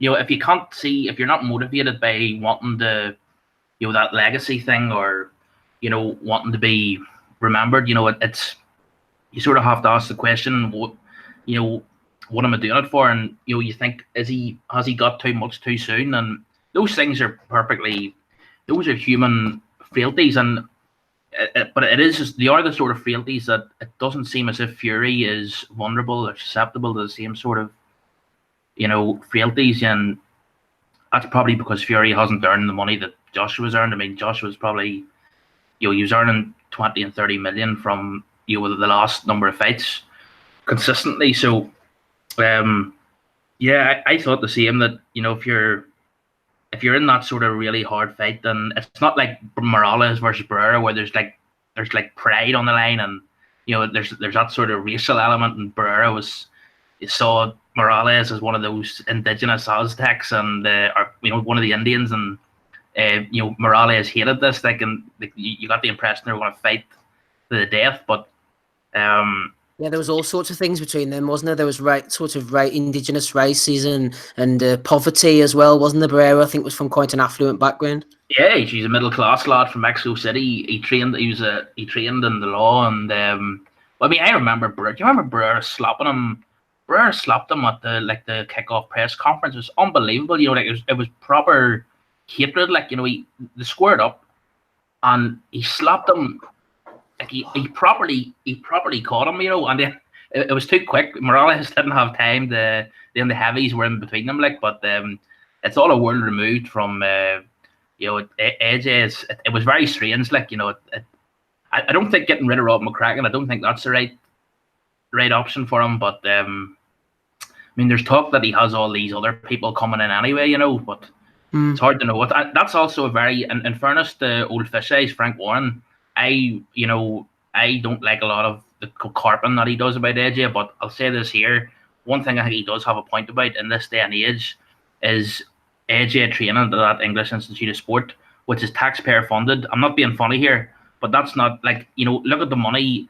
I wouldn't so much mind if it was someone who, I wouldn't really, even with Frotch, I was a bit dubious about it. Frotch had enough money to, train himself. That's taxpayer funded for the Olympic people.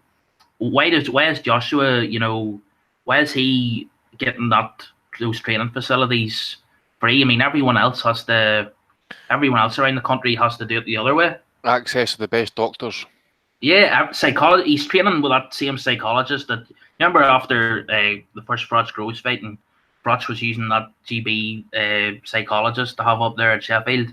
He was consulting with the guy because Groves was making him, Groves got inside his head, made him cry on ringside, and he was consulting heavily with this psychologist up in Sheffield. And the videos that Sky put out before the Joshua Ruiz fight, Joshua name checked the same guy, the same psychologist. I remember his name, and so he's seeing all these other guys. But I mean, you do look at the amount of people in his entourage. I mean, I've been watching a few fights back. Lennox Lewis, the rematch against Oliver McCall. There's Mick Williamson, there's Emmanuel Stewart, and there's Sugar Hill, I think, and just Lennox. Do you really need all these? I mean, there's about 25 people in that entourage. It's hard to understand. Whether it's the best thing for him. But the other thing that Lewis said, which was very apt after the fight, was that these modern heavyweights, some of them are just too big. I mean, I think Joshua. I mean, there's a point I think where you can be too big. If it starts to hinder your agility and your flexibility, and if it starts to limit your repertoire. I mean, the one thing that set Lewis apart was he had a proper repertoire of punches. He didn't just have the straight 1-2. He had uppercuts. He had hooks. He had body shots. Whereas some of these modern, especially Joshua, I don't think he has the variety of combination or shot that Lewis had. So it's he probably has been exposed, and I wouldn't bet with any certainty that he's gonna win this rematch. You know, it's despite even if it does happen, say at the O2 in December, you know, I wouldn't be surprised if Ruiz does it again. And the other thing, if it does happen over in London, they should have to pay him what he's asking for to get him to come over to London. They shouldn't be paying him pittance. But I tell you what, Al Heyman and those boys who are working for Ruiz, they'll be going over that contract with a fine tooth comb. Those boys aren't, you know, they're really they're smart people. Like, whatever you want to say about them, like not putting on good fights, like they're sharp people. Like, you know, that if there's something if there's a hole in that contract, they'll get onto it. Oh, I certainly. Ian Chalice in the chat saying nobody is scared of AJ now, and I suppose that's a prescient point. Dominic, I'm sure you won't mind me jogging you on now that Rapping Rob Kelly's on the call. You know, this game's all about levels, and I'm afraid you're going to have to make way. That's it, Steve. I'll just say before I go, I remember meeting Andy Lee down in Dublin about 2 years ago. He was with his wife and the kid and someone else. And do you appear out the shadows regularly? I was flipping. I was. Do you know what it was? It was at some. I was at a museum or something. He was having tea with his. With the Maud, I think she's called, and the some other lad, and I stopped him, and he got up. He was so nice, and he shook my hand, and I asked him, "Do you know Rob?" And he just says, "Ah, yeah, the rapper." There you go. Rapping Rob Kelly. Oh, he's real gentleman. Like, he's a real nice guy. Who, me or Andy?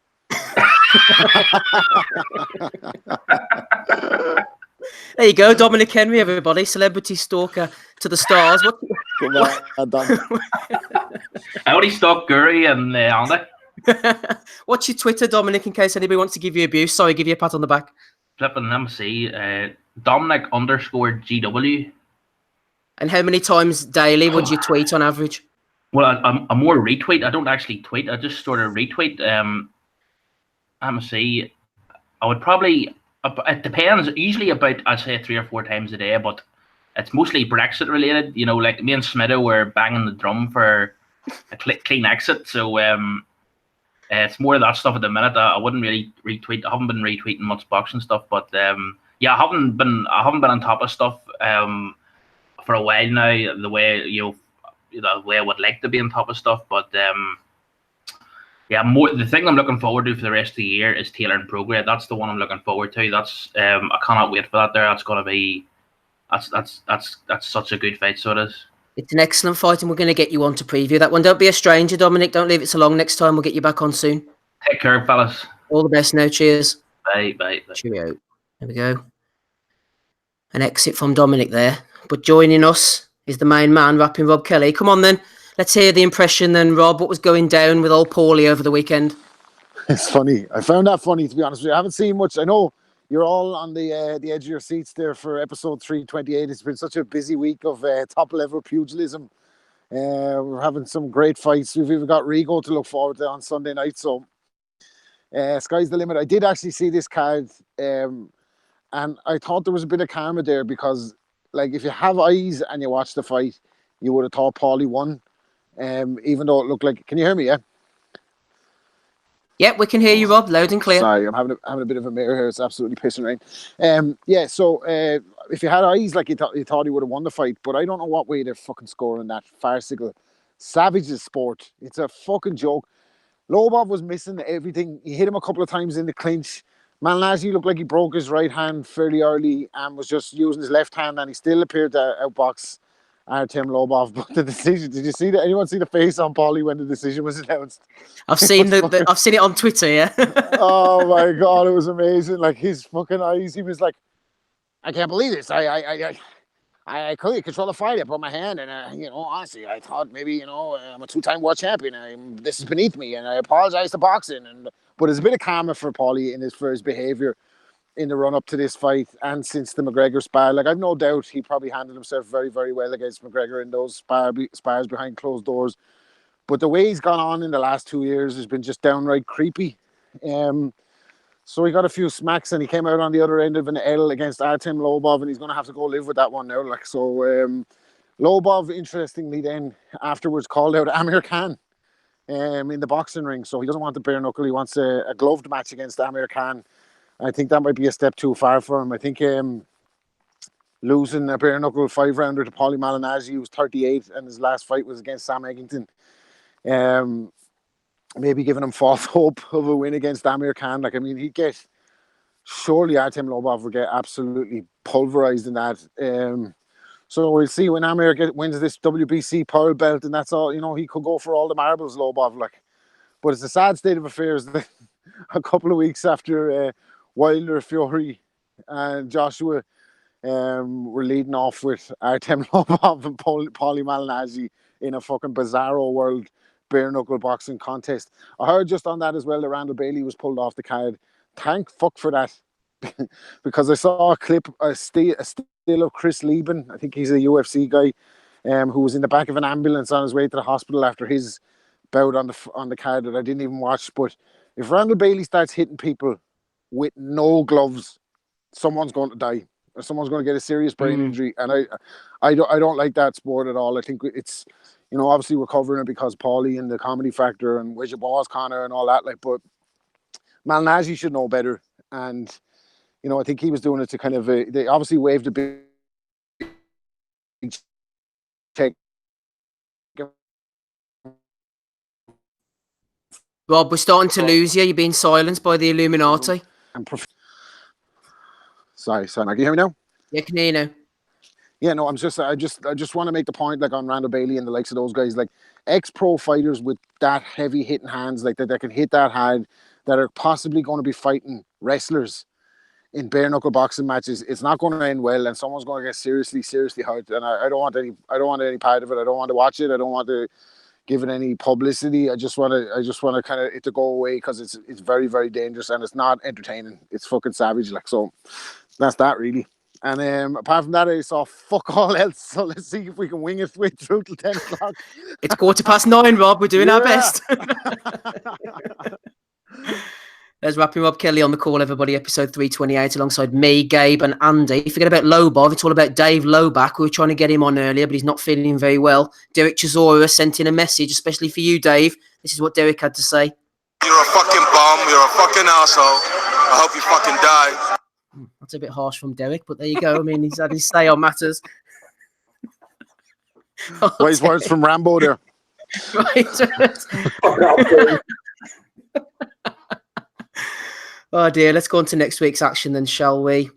Andy, we spoke last week actually about the Charlo card that's coming up tonight. These Sunday cards are starting to become more frequent. Fox Sports, Rigondo's on the show as well. Have you got any high hopes for Charlo? What the thing is, Andy, what I'm thinking about, I know I'm a big Al Heyman fan, but these guys just don't fight often enough. They were saying that he was supposed to fight the Tony Harrison rematch, which was December, wasn't it? Because it was the same day as Frampton Warrington and the Chisora White rematch. And now here he is fighting again. It's nearly July. They're just not active enough, these fighters.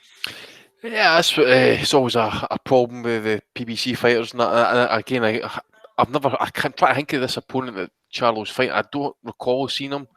I pulled up his record earlier on. I see he's got an L to Ericsson Lubin, but I can't remember. He's coming off the back of a loss in this one, Andy. He lost to Rosario. Yeah, but is he not coming off like late notice for Tony Harrison? Because he pulled out like, 2-3 weeks ago or something like that. Yeah, that's right. Exactly. He is late notice for late notice. You are quite right there. So I don't know how much thought we're going to put in it. As for, I would think Charlo's going to win by stoppage, but the last thing he needs here actually is to look unimpressive, boring, or just no up for it. And this goes like a lazy 12 rounds. So he needs to look good, I think, regardless if it's a late opposition, late replacement or not. Rigo still making claims and stuff like that, still making noises. Yeah, I suppose the guy he's fighting at the end of the day, though, he must be well up age now as well. I remember, did he not get beat off McDonald? McDonald beat him in Doncaster, didn't he, in the football ground to win the world title when he was with Hobson, I think. I thought that was him, and he's never really done much. I know he's got a win over like a shot, or probably at this point close to past his best. And Selmo Moreno, he got iced off Hugo Ruiz, who's also seen better days than that, especially up well above his best weight as well. But Andy, what you can say about Sehar is at least he's a come forward guy. He's going to come forward and make Rigondo fight, which in turn Rigondo might start slicing and dicing him. The last thing you want is somebody like that guy. I can't even remember what his name was. Was it Drian Francisco? Someone who's going to run around the ring and Rigondo's going to stink the place out. At least Sehar will come and fight. Yeah, I suppose he has got a decent dig. Mexicans generally don't quit unless they actually get nailed to the floor and that. But at the same time, he hasn't. You're talking about active fighters, Steve. This guy hasn't fought in over a year. And he's coming to fight Rigo at this point in his career. Whatever age he is now, 40, 45, and that. How's he going to look? And again, it's the same comment. The last thing he needs at this point is to be looking boring or whatever and stuff like that. I know he's making some sort of defence of his lineal super bantamweight title. We need to mention that because people mention it for Fury and that quite often. But this is also a WBC super bantamweight title eliminator. So is that who's the champion? Is that Ray Vargas by any chance? Yes. A bantam. Super bantam, I think it is, mate. Oh, super bantam. No, that is. Hang on, let me see. As he consults Fight News and probably gets it completely wrong, he is. Oh yeah, sorry, Ray Vargas is super bantam. Yeah, who am I thinking of then? Doesn't matter, Andy, really. There we go, mate. So as terms of like entertainment for a Sunday goes and stuff like that, I'll not be getting up out of bed early doors to watch it. Put it that way. No, more entertainment on a Sunday with us here. Yeah, I was thinking Vargas was bantamweight for some reason, but he's super bantamweight. I think I'm a bit tight at the weight tonight. And about the Charlos, yeah, one of them looked like shit, didn't he, against Korobov? The other one lost to Tony Harrison. Maybe they've gone off the boil, if you know what I mean. Ozzy, I'm sure you know what I'm talking about. Let's go domestic, though, shall we? I've saved this card for you in Belfast. Stephen Ward against Liam Conroy. I fancied Conroy to do something here. He was on the way to doing something. I think the difference in this fight was the fact that Ward is a full-time trainer. He had the engine, he had the gas tank, he kept going, showed a good chin, which surprised me as well. Conroy just seemed to gas out a little bit. And obviously the fight had to be stopped because Ward looked like a complete mess. Tell me about Ward, Ozzy. Tell me about Tyrone McKenna if you want before we go over to the Cheeseman card. Quite surprised, actually. I thought, basically going off what you said about how Ward looked quite stiff as an amateur, I thought Conroy, bit more experience compared to Ward, in terms of opponents. But to be fair, Stephen Ward answered a lot of questions, and in my opinion, I felt it was a deserved decision. Great fight. Quite enjoyed to watch it, actually, and big props to MTK as well, because they're putting on the good shows. I tell you what, for small hole cards, regardless if they're defined as small hole, but Stephen Ward against Liam Conroy is a great fight, properly even matched. Ward came through, answered the questions. He looked absolutely horrendous at the end of it. Literally, they beat the shit out of each other. But it's a good win. And I know Lyndon Arthur, who's on Frank Warren's books, another light heavyweight, was eyeing up the winner of that. So it's going to be interesting to see where that goes. I think it was for one of these WBO bauble belts. And, you know what that means. Ward's now technically in the top 15 light heavyweights in the world. We all know that's a load of bollocks, realistically. But it was a good fight, a good win, a breakout fight for Stephen Ward. Tyrone McKenna, good win. He quite a likeable fighter, McKenna. Decent style. Certainly feel like he's vulnerable at times. But for me, I always felt he was a favourite going into the fight against Dara Foley. Foley was boxing Chris Jenkins. I think it was about 8 months ago now or something like that. And I always felt Jenkins would win, and it got stopped on cuts. So it was obviously a draw, and I was backing Jenkins in that. So I felt McKenna, if he could, basically box. I know he likes to get pulled into a bit of a fight. He would win, and I felt he was a deserved winner. And it's going to be interesting to see where he goes next now, because he's picked up again one of these fringe WBC belts or something like that. He lost to Jack Catterall. He's been very vocal on the O'Hara Davis fight. So, we all know O'Hara Davis has got Miguel Vasquez coming up in a couple of weeks or so. I wouldn't be shocked to see that next. Both MTK managed. And I guess it makes sense. None of them are good enough to box for a world title next, nor a European title. I think, is it Robbie Davis, the British champion at that level? I think we'd happily see the fight at that, without a doubt. But we all know that's not the way to go now in this day and age in boxing. So I wouldn't be shocked to see a McKenna Davis fight next, should Davis win. But again, it was a decent card, an enjoyable one, and you just cannot complain, obviously, in this day and age when there's that many pay-per-views and subscription, when you get to watch it on IFL or on YouTube for nothing. Two competitive fights, plus quality coming through on the undercard. It's a good watch. Yeah, and we mentioned as well MTK ran a show in Scotland the night after, but at the same time, as the Belfast one, though, Ozzy. Before you talk about Cheeseman and also Conor Benn, who both got, it was a draw and then a win for Ben. We were mentioning Craig Richards there, bounced back after a defeat, and I think he looked pretty good. I expected Andre Sterling to be a pretty live dog, but I liked Richards' size and the way he used it. Yeah, I went with Richards last week. I hadn't seen much of Sterling, but I favoured Richards in terms of the experience, and I thought it showed that, to be honest. And for me, Richards he took the gamble against Frank Buglioni, didn't he? I think he got a week's notice, was a super middleweight, took the gamble and felt, obviously, if he beats Buglioni, he's the British champion at light heavy. He took that, he lost, but he's learned a hell of a lot from it. And he's come back now, and I think he's won 2 fights since. He battered, was it Jake Ball, who went up to the Ingle gym for this fight? And he absolutely battered him. And then I think this was an eliminator now for the British title, so he's mandatory for that now. I don't see Buatsi taking this fight, not because he's bothered about it, but I think they're going to look to excel him and move him on from that. So I assume he's going to be fighting for a vacant belt. Again, Dex Spellman, English champion, should be called up for that without a doubt. But it was an impressive win by Richards. And again, it just shows that one loss on the record doesn't mean it's the end of your career. He took a chance. It didn't pay off.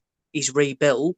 And now he's in line again for another. He's mandatory for the British title and could well be boxing for a vacant belt. And if all goes his way, in the next fight, he could be the British champion at light heavyweight. What about Conor Benn then, Ozzy? Are you on this train? We were saying they're going to build him towards a Josh Kelly fight, but Kelly would probably run rings around him. But Ben is actually improving, and I like his hairdo as well, reminiscent of his old man. He's improving, but I'm certainly not on the train. I didn't think the opponent was that great. I know they bigged him up as he's had close losses and things like that, but we were never talking about his wins. And that's because his wins are always in foreign countries, either in his homeland in Finland or a couple of ones on away soil in Hungary or something like that. Yeah, he's had close losses, but realistically, what does that mean? Thought Ben started off a bit sloppy, but he came out in the second round and obliterated him, and it was an impressive finish. And I find it interesting that he's bigging up the Josh Kelly fight, because I think it's all wrong for him, completely all wrong for him. And if you look at his opponents, none of them can punch either. So whether that's whether they've got concerns about his chin or something like that, but there's a hell of a lot of domestic lads that be crying for that Conor Benn fight, and they're all staying away. We've got to remember, Conor Benn was nominated for an English title shot and they pulled him out of it. Why? An English title would be a decent route for him. Fuck these, like I said, these trinket belts and stuff like that. An English title fight would have been great for him. And I think that's because they don't really rate him. But he keeps doing the business, and from a marketing perspective, like I said, he's the son of Nigel Benn, so they've got that hook, and he keeps knocking people out. And I suspect that they're going to keep him at this level where they're going to be, some opponents that will have, decent records on paper, but when you look into them, that aren't great. But if Conor Benn keeps knocking them out, it'll get them talking. Eddie Hearn talked about how he feels that the Ben Kelly fight isn't for him at the moment, and he wants another 12 months in between it. Well, we saw Josh Kelly drew with Ray Robinson, and he's mandatory for the European title against David Avanesian. Now, that is not a foregone conclusion he's going to win that at all. So it's going to be interesting for me. If Conor Benn wants to fight next, I would make that against Josh Kelly. And for me, it'd be an absolute walk in the park for Kelly, because he'd just box rings around him and make him look silly. But for Ben, it was an impressive stoppage on headlining a Sky card and he did all he could. Good stuff, Ozzy. We'll be coming back to you very shortly with Ryan Walsh and also O'Hara Davis. I know you mentioned it there. That one is next week, according to my reckoning. Francesco Patera defends the European title. He won against Lewis Ritson over in Italy against Paul Hyland Jr. Good lad is Hyland, but he got knocked out by Ritson in a round, who Patera beat. So it's not, if you're working on triangular theories, it's not going to be a very productive evening for Hyland, but I think he'll give it a go. Might even last the distance over there in Italy. Who knows whether we'll be able to watch that on Sky or not. Right, Rob, here's one for you. Maybe not. He's disappeared. We shall divert over to you instead. Gabriel. What have we got for you, Gabe? That's the question. Charlo. You love the Charlo chat, don't you, Gabe? So let's hit you with Jamal Charlo, 28-0 middleweight. Interim WBC middleweight title. They're always the bridesmaids, never the brides. These Charlos, aren't they? When they're going to step up into big fights. He's going in against Brandon Adams, the most wanted man in middleweight boxing. Triple G had an eye on him and he ended up Steve Rolls in the end. But Adams is going in there against Charlo. Erickson Lubin's on the undercard against someone I've never even heard of. Anything else of interest? Not particularly. Tell me about Jamal Charlo against Brandon Adams then, Gabe. Does Charlo have to knock him out? Does he have to make a statement in this fight if he's going to gain any traction back in his career? I don't even know, man. They're such a weird case. Both the Charlo brothers are. You know, they've done a lot of good things, and they've won a lot of fights, and they've had some really good knockouts, the both of them. So, you know, whenever I'm looking at it, I'm thinking these guys have done enough. They've, maybe haven't made themselves unskippable. You know, they haven't made themselves in a position where they can't be passed over. But at this point, they should have done enough to see some higher level, higher profile fights. I feel like they did get the opportunity on the card where the younger brother lost. That was a whole card built around the two of them. And they had an opportunity there to really put the whole notion to bed that they were not top-notch competitors in their respective divisions. And you saw how that worked out. Whether you agree with the fact that the younger brother lost or didn't, but neither one of them looked really that good in their prime position to obtain a big, high-level, high-profile fight. I mean, that was kind of their bid for it. That doesn't take away from what they've done. I still feel like they've done enough to get some higher profile fights, but the fact of the matter is they're just not getting them. And I honestly don't understand exactly why that is. I don't think that they've, like I said, completely have made themselves in a position where they can't be passed up. But if you looked at it for a little stretch there, Canelo was the big money fighter. Triple G was the big money fighter. Those were two potential fights that they missed out on. But those two were going two fights back to back with each other.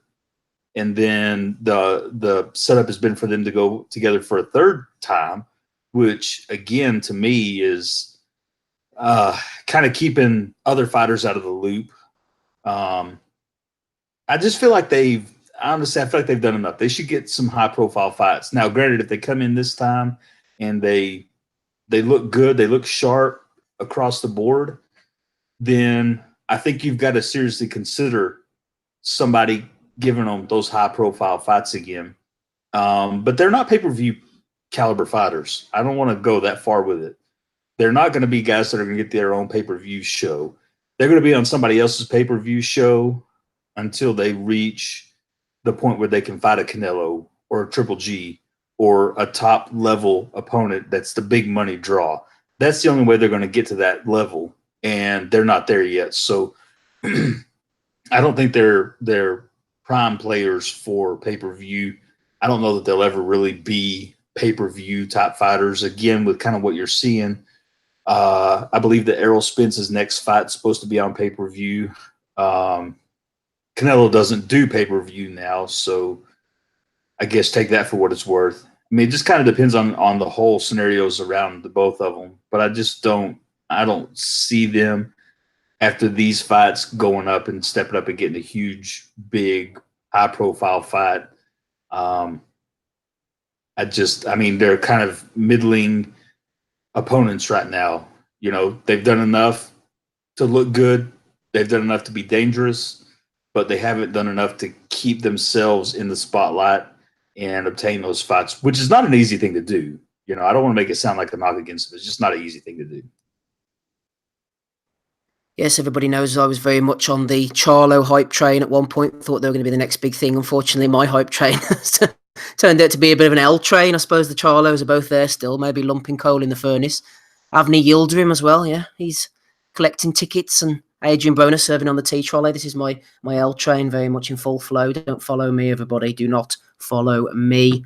Right, Rob, follow me on this one, why don't you? Pachanga Resort and Casino in Temecula, California. But it's nice and warm there, isn't it? Get yourself a nice beer by the pool. Richard Commey's fighting on this one, Rob. You're going to thank me for this. He's he disappeared again. He's like a jack in the box. Are you there, Rob?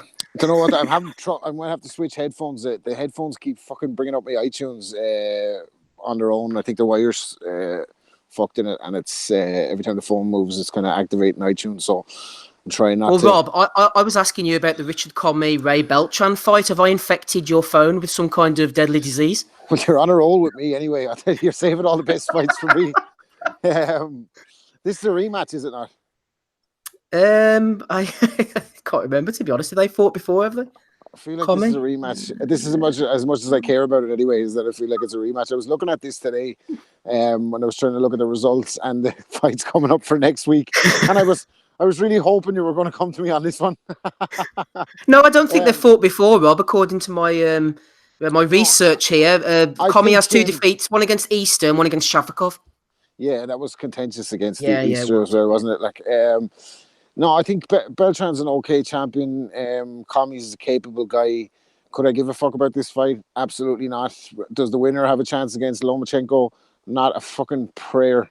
But I'd still like to see Lomachenko out against anybody. I think the winner of this has a rightful claim to fight Lomachenko next after Luke Campbell.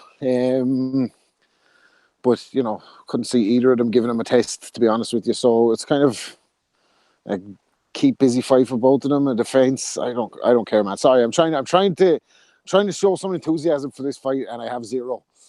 Rob, you just tell me straight. Just tell me how it is. I have a more interesting question for you coming up soon on Prince Naseem and his legacy. So don't worry, I've got something better for you. Yeah. No worries, dude.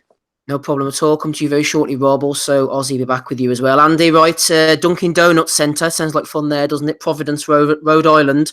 We know that Spice Girl Mel B is on board with this card. She's a big Demetrius Boo Andrade fan. I actually don't think this is the worst fight in the world. Demetrius Andrade, 27-0, defending his WBO title against Mr. Selecki. We saw Selecki's tough. He's also a bit vulnerable. Busted Andrade. He showed against Rosado. He can go through the trenches, Andy. That's what he thinks about it. But also, Selecki put in a good performance, I thought, against Danny Jacobs. Cal Yafai is out on the undercard as well against someone called Jimenez, maybe. Maybe his mom doesn't even watch him fight. And Joseph Parker is going against Alex Lepai. But mate, yeah, it's getting worse by the minute, Andy. I'm sorry to have to bring this to you, but Andrade Selecki, it could be worse. It could be better as well, mate. It's not too bad, I don't think, that fight, Come on to fuck, man. This guy got dropped off Gabe Rosado, man, for Christ's sake. Gabe Rosado and Danny Jacobs took him to over. I think he's pretty chinny as well, for what I can recall with the guy, but Andrade will be what he does best, and that, it'll be bore snooze fest for 12 rounds. Yafai, the guy that he's fighting, last time I saw him fight, I'm sure it was Kohei Kono, which was years and years ago. You expect Yafai probably to win on points. I don't know how he still keeps making that weight. He's got to be in borrowed time there as well. And who else we got? Joe Parker. And who's that? Who's that other guy? Lepai. Parker's fighting Lepai, yeah. Oh, for fuck's sake. Some sort of kind of rivalry, that one, is it? No way. Kind of Australia v New Zealand. Sorry, Steve. But this is like Eddie Hearn's takeover America. It just isn't happening, man. It's he's been all over Providence, Rhode Island. He's been fucking Vegas, New York, and stuff like that. I wouldn't be surprised to see one of these fighters take an L here. Yeah, it's no great by Mr. Hearn. Look at the rest of the card at the minute. No. I know we always look through things with rose-tinted glasses and everything, Andy, but it's just a shame, isn't it, that we've got Andrade there, 27-0, basically inactive, hasn't really fought anybody. Charlo, 28-0, inactive, hasn't really fought anybody either. It's a shame we couldn't just see them fight each other, and then if it's close, fight each other again, and then fight each other a third time. Could do if they're close enough fights and stuff, competitive fights. But it's just this is what it is. People want to get paid, so the house fighter gets protected, he gets the paydays. It's just I'll put it this way: this Conor Benn cutting about in a fucking Mercedes GT, right? Come on. How's he meant to stay hungry? Never mind humble. How's he meant to stay hungry when he's got he must be getting paid stupid money to go about and cutting about stupid cars like that, big watches and jewellery and clothes and that, man. That's not a fighter. A fighter's back in the gym within fucking a couple of days of his last fight and stuff. No fucking posting his shit on Instagram. Just like that Jesse Lingard and that Man United and that, that'll be just a wee weasel of that as well. Actually, just the shit that they get involved in. Just stick to what you're meant to be doing. Train, fight, play football, whatever it is. Just fucking. I don't want to read about it on Instagram. Rob, I hear that you can be regularly seen on Wexford TV Live throwing big wads of euros about the place. Can this be confirmed? No confirmation from Rob Kelly there. He's not biting on that one.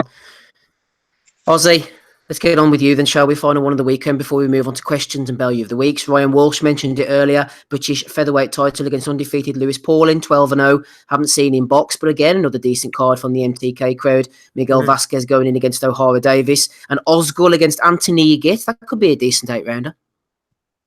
I just want to touch on the Andrade fight before that. And I agree with Andy.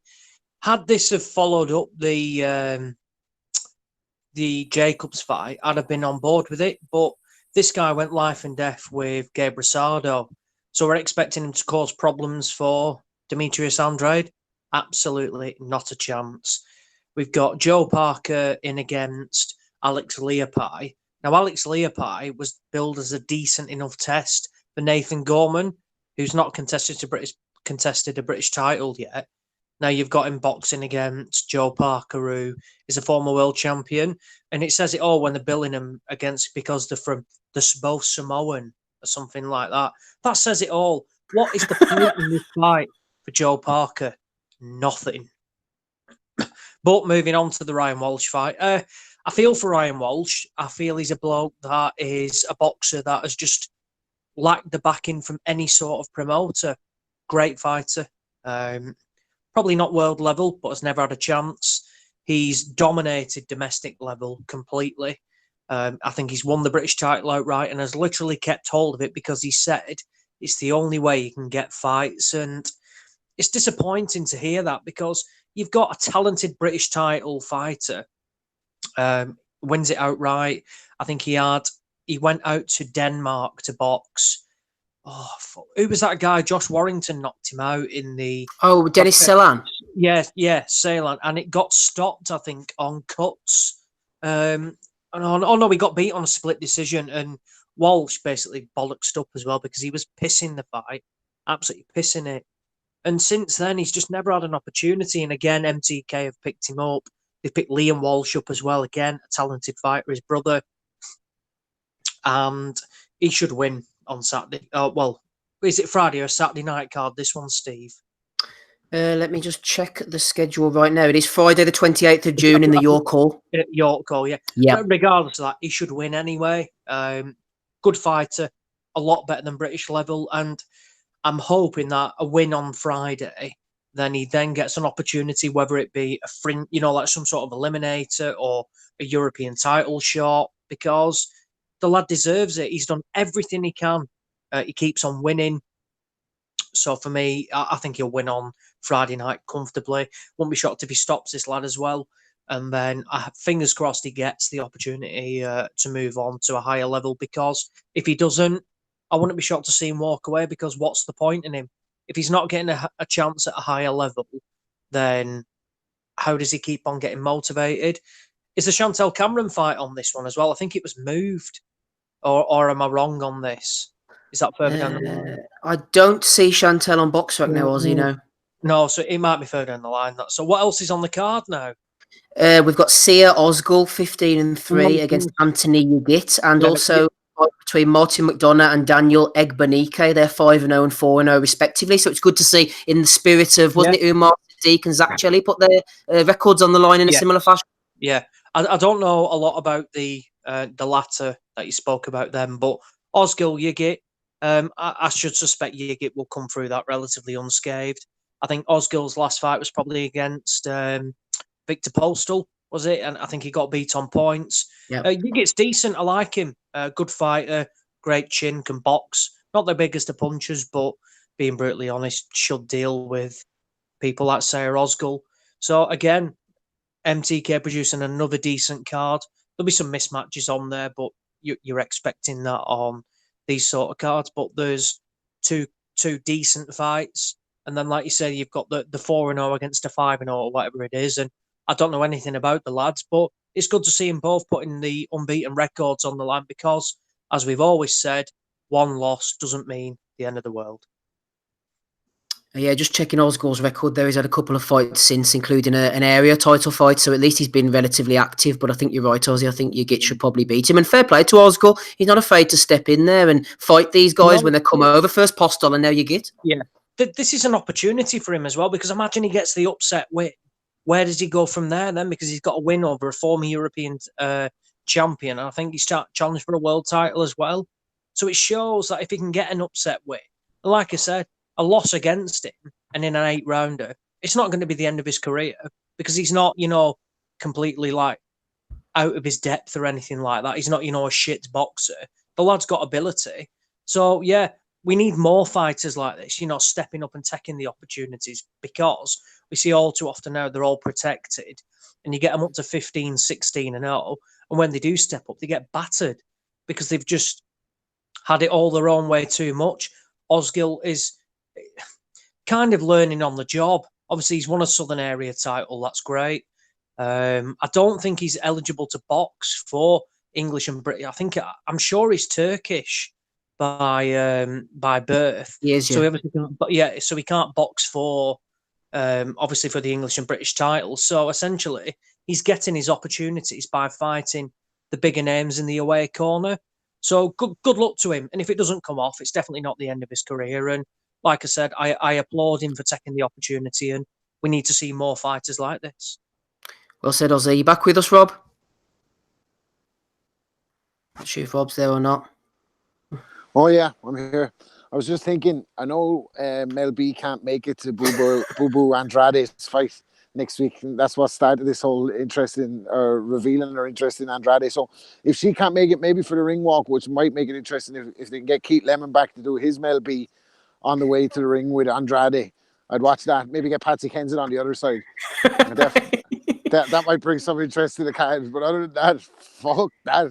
Do you know what else would bring a bit of interest, Rob? Maybe a celebrity message could come through the speakers to Andrade.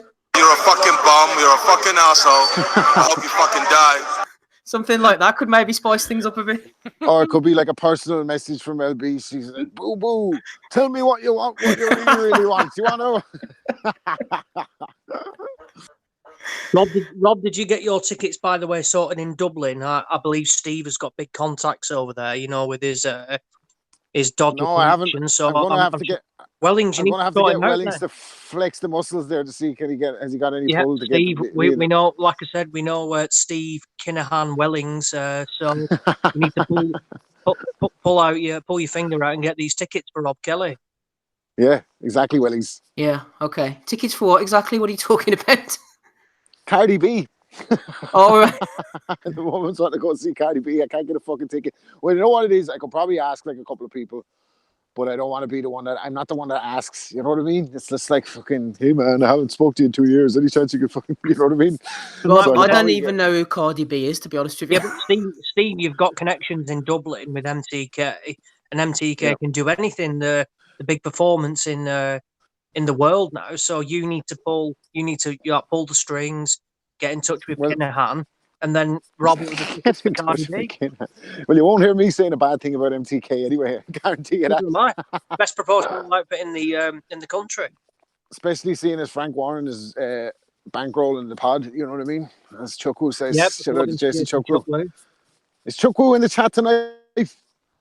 I haven't been in the chat for a while now, actually. I'll go and have a look. Let's see.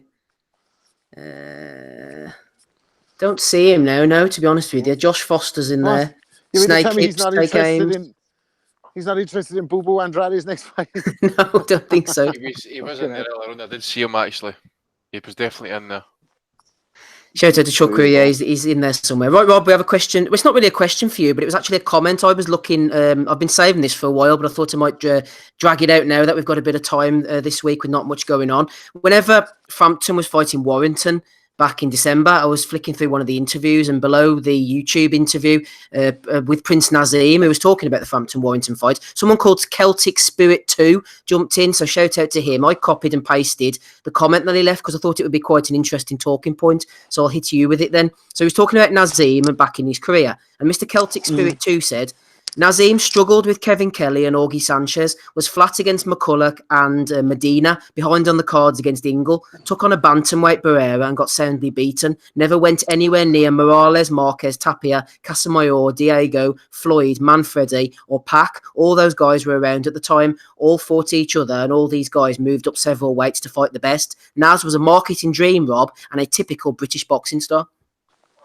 Yeah, well, fuck me. I can't really disagree with too much of that. I think Naz definitely had the star appeal to be a global superstar, and he definitely had dynamite hands.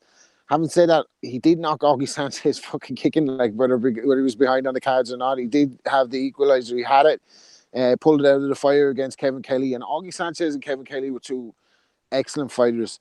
Having said that, he won his title, like, I think, against Steve Robinson, didn't he? Who himself won the title on like 48 hours notice or something like that, or 24 hours notice. So I always thought, like, when he moved up in opposition, that he was going to get starched. And although Barrera didn't knock him out, he did what I expected him to do with him. I think, he's definitely a showman. McCullough was a tough operator. Was always going to hang in there against him. So he was good. Naz was very, very good. He could have probably been better. I think you can see what happened and how his downfall occurred. If you ever watch that documentary about the build-up to the Barrera fight, when he's training with Manny Stewart and everything's going wrong and he's making these big demands about wanting the suite and in Vegas, not just, and Barrera's just training away up in Big Bear, like thinking about the fight. So I think he just became too big for his boots. He had the AJ entourage. He had everybody around him. Everybody was, he's giving Michael Buffer instructions about coming out on a flying carpet. All this bullshit that had nothing to do with fighting. And I think his ego cost him his career in the end, to be honest with you, because once Barrera beat him, I think he broke his ego. He broke him mentally as well as beating him physically. And that's why you never saw him back at that high level. So I wouldn't go as far as to say he was a hype job or he was a British superstar only. I think he definitely had, like I said, global star appeal. And he was good and he could punch it. He did beat some very good fighters, but I think it was more of a case of his ego getting completely destroyed on top of that performance, which is why he never kind of came back and never went up the weights or whatever. He was beaten out of him that night. So Celtic Spirit 2 spot on for you then, Robert, basically? Yeah, well, perhaps not spot on, but he's close to the mark, he's on the right track. Yeah. Right, Gabe, before we go on to Value of the Weeks, let's hit you one from Ted Barrett over on patreon.com/Boxing Asylum. Mr. Barrett has said to you, Gabriel, from 2000 onwards, has there been any weight class that have had their best ever era? So from 2000 onwards, which weight class has enjoyed the best ever era? I know you've been doing a bit of work on this, Gabe. Come up with a couple of weight classes. Hit me, brother. Hit me with a bit of snot there, Gabe. Sorry about that. I had a coughing attack right before I started the answer. So yeah, we talked about it a little bit in the chat. So I had actually a couple of good bases to start with. So I think the answer to this question is going to kind of depend on what you consider to be good things in a division. So, for instance, if that means just lots of good quality fights, or if you mean, having a person who's able to unify the division and take on all challengers, or what you're looking at. So since 2000, two of the top ones, one Andy said was welterweight. Now I'll stop anyone that wants to stone me to death right now with the welterweights. So, you have the kings of the 70s and 80s, Ray Leonard, Duran, Hearns, so on and so forth. That's a great era. In my defence, so I actually misread the question because it was like, would you say, Steve, the best ever era? Yeah, which division has enjoyed its best ever era post 2000? See, because when I read that, I've missed that. I thought it was like from 2000 onwards. Because if you're taking welterweight, you've got like Mosley fighting Oscar twice. You've got Mosley losing to Forrest. You've got Manny Pacquiao beating Cotto and Forte. With Floyd Hatton against Pacquiao, Cortez, you say, Fernando Vargas. So welterweight at that time, it was a fantastic era running about welterweight at that time. Yeah, so I was kind of thinking about it in time frames. So I kind of broke the question down into 10-year subsets, and so the late 70s and the 80s were a good time. The 90s, they weren't terrible, but I don't think they were as good as the eras before. And then directly at the end of the 90s and the early 2000s is whenever you got into the stuff that you were talking about, which, if you really think about all the things that we've seen happen since 2000 to the point we're at now, which has been 19 fucking years. It's kind of a long time frame. It's had its ups and downs, but all the things that you just mentioned were phenomenal assets to the welterweight division. You also had the stretch with kind of semi into retirement where Paul Williams was there, Margarito was there, Cotto was there. Fast forward a little bit to Errol Spence, Kell Brook, Tom Porter, Third Woman. And so I think this era that we're looking at now, it gets a lot of shit, but whenever we think about it in comparison and retrospect to other areas, it's really not that terrible. We may have to wait for longer to get the good fights that we want to see. We may not get the immediate matchups that we really are really clamoring for.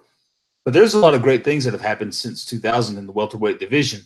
The other one is the cruiserweight division. Absolutely. I was just about to say that. So the cruiserweight division is you had your time where Holyfield was there. My all-time favorite fight, Holyfield versus Dwight Muhammad Qawi. That's absolutely a barn burner. Anybody who hasn't seen that fight, you stop what the fuck you're doing as soon as the pod's over and go check out that fight. I'm sure most of our fans have seen that one already. I know that Andy's a pretty big fan of that one. I've always been a big Qawi fan.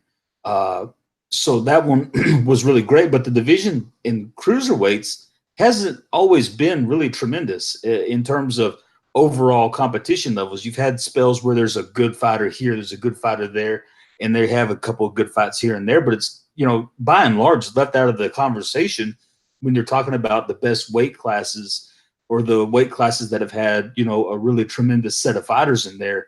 And it's kind of gone through this stage in the past few years where, I think, let's see, O'Neal Bell beat Jean-Marc Mormick and unified.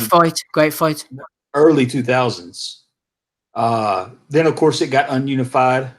You had David Haye come back to unify it to some extent. I don't know. I think he had did he have all four of the big four belts or three? I can't recall. But unified, partially unified, a couple guys winning a couple straps here and there. But then you look at it right now, and you've had the World Boxing Super Series 2 years in a row, or, well, longer than 2 years, but 2 series in a row.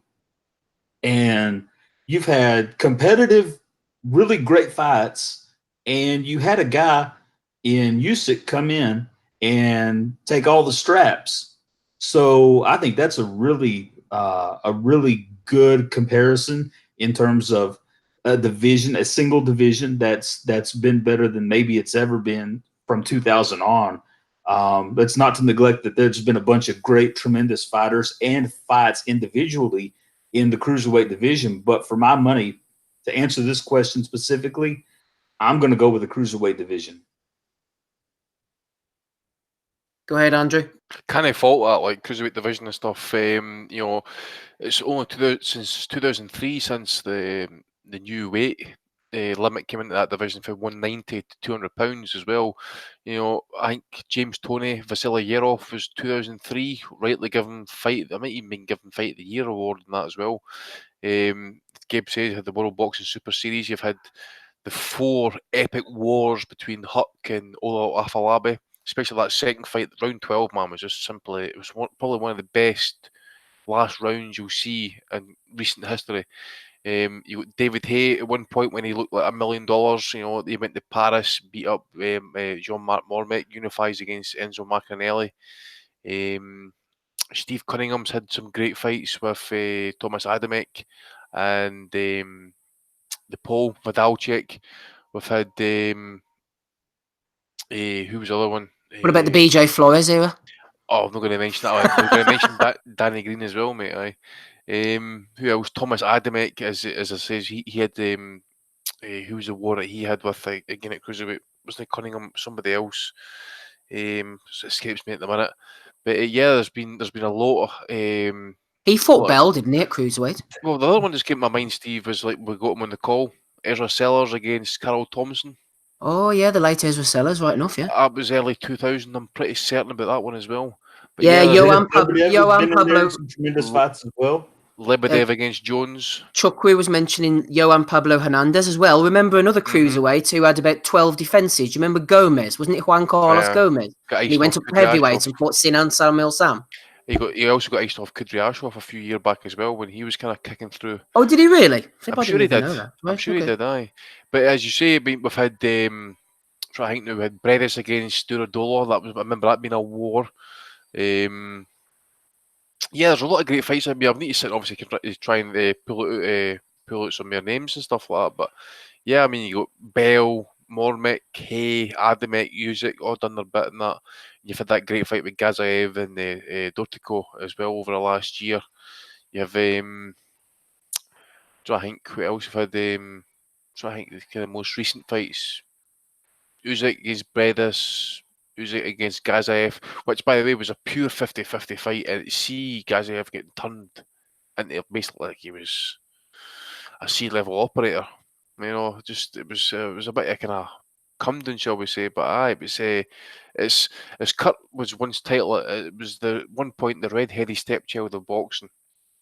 But it's came good. Finally came good in the end because it was like the titleists only hung about for so long, or they didn't unify. They were happy to kind of like take their defences and stuff. But over the last 18 months, 2 years, we've been getting the big fights and the good fights. So it's yep, I agree with Gabe. Cruiserweight division definitely probably had its most significant era in the last 19, 20 years.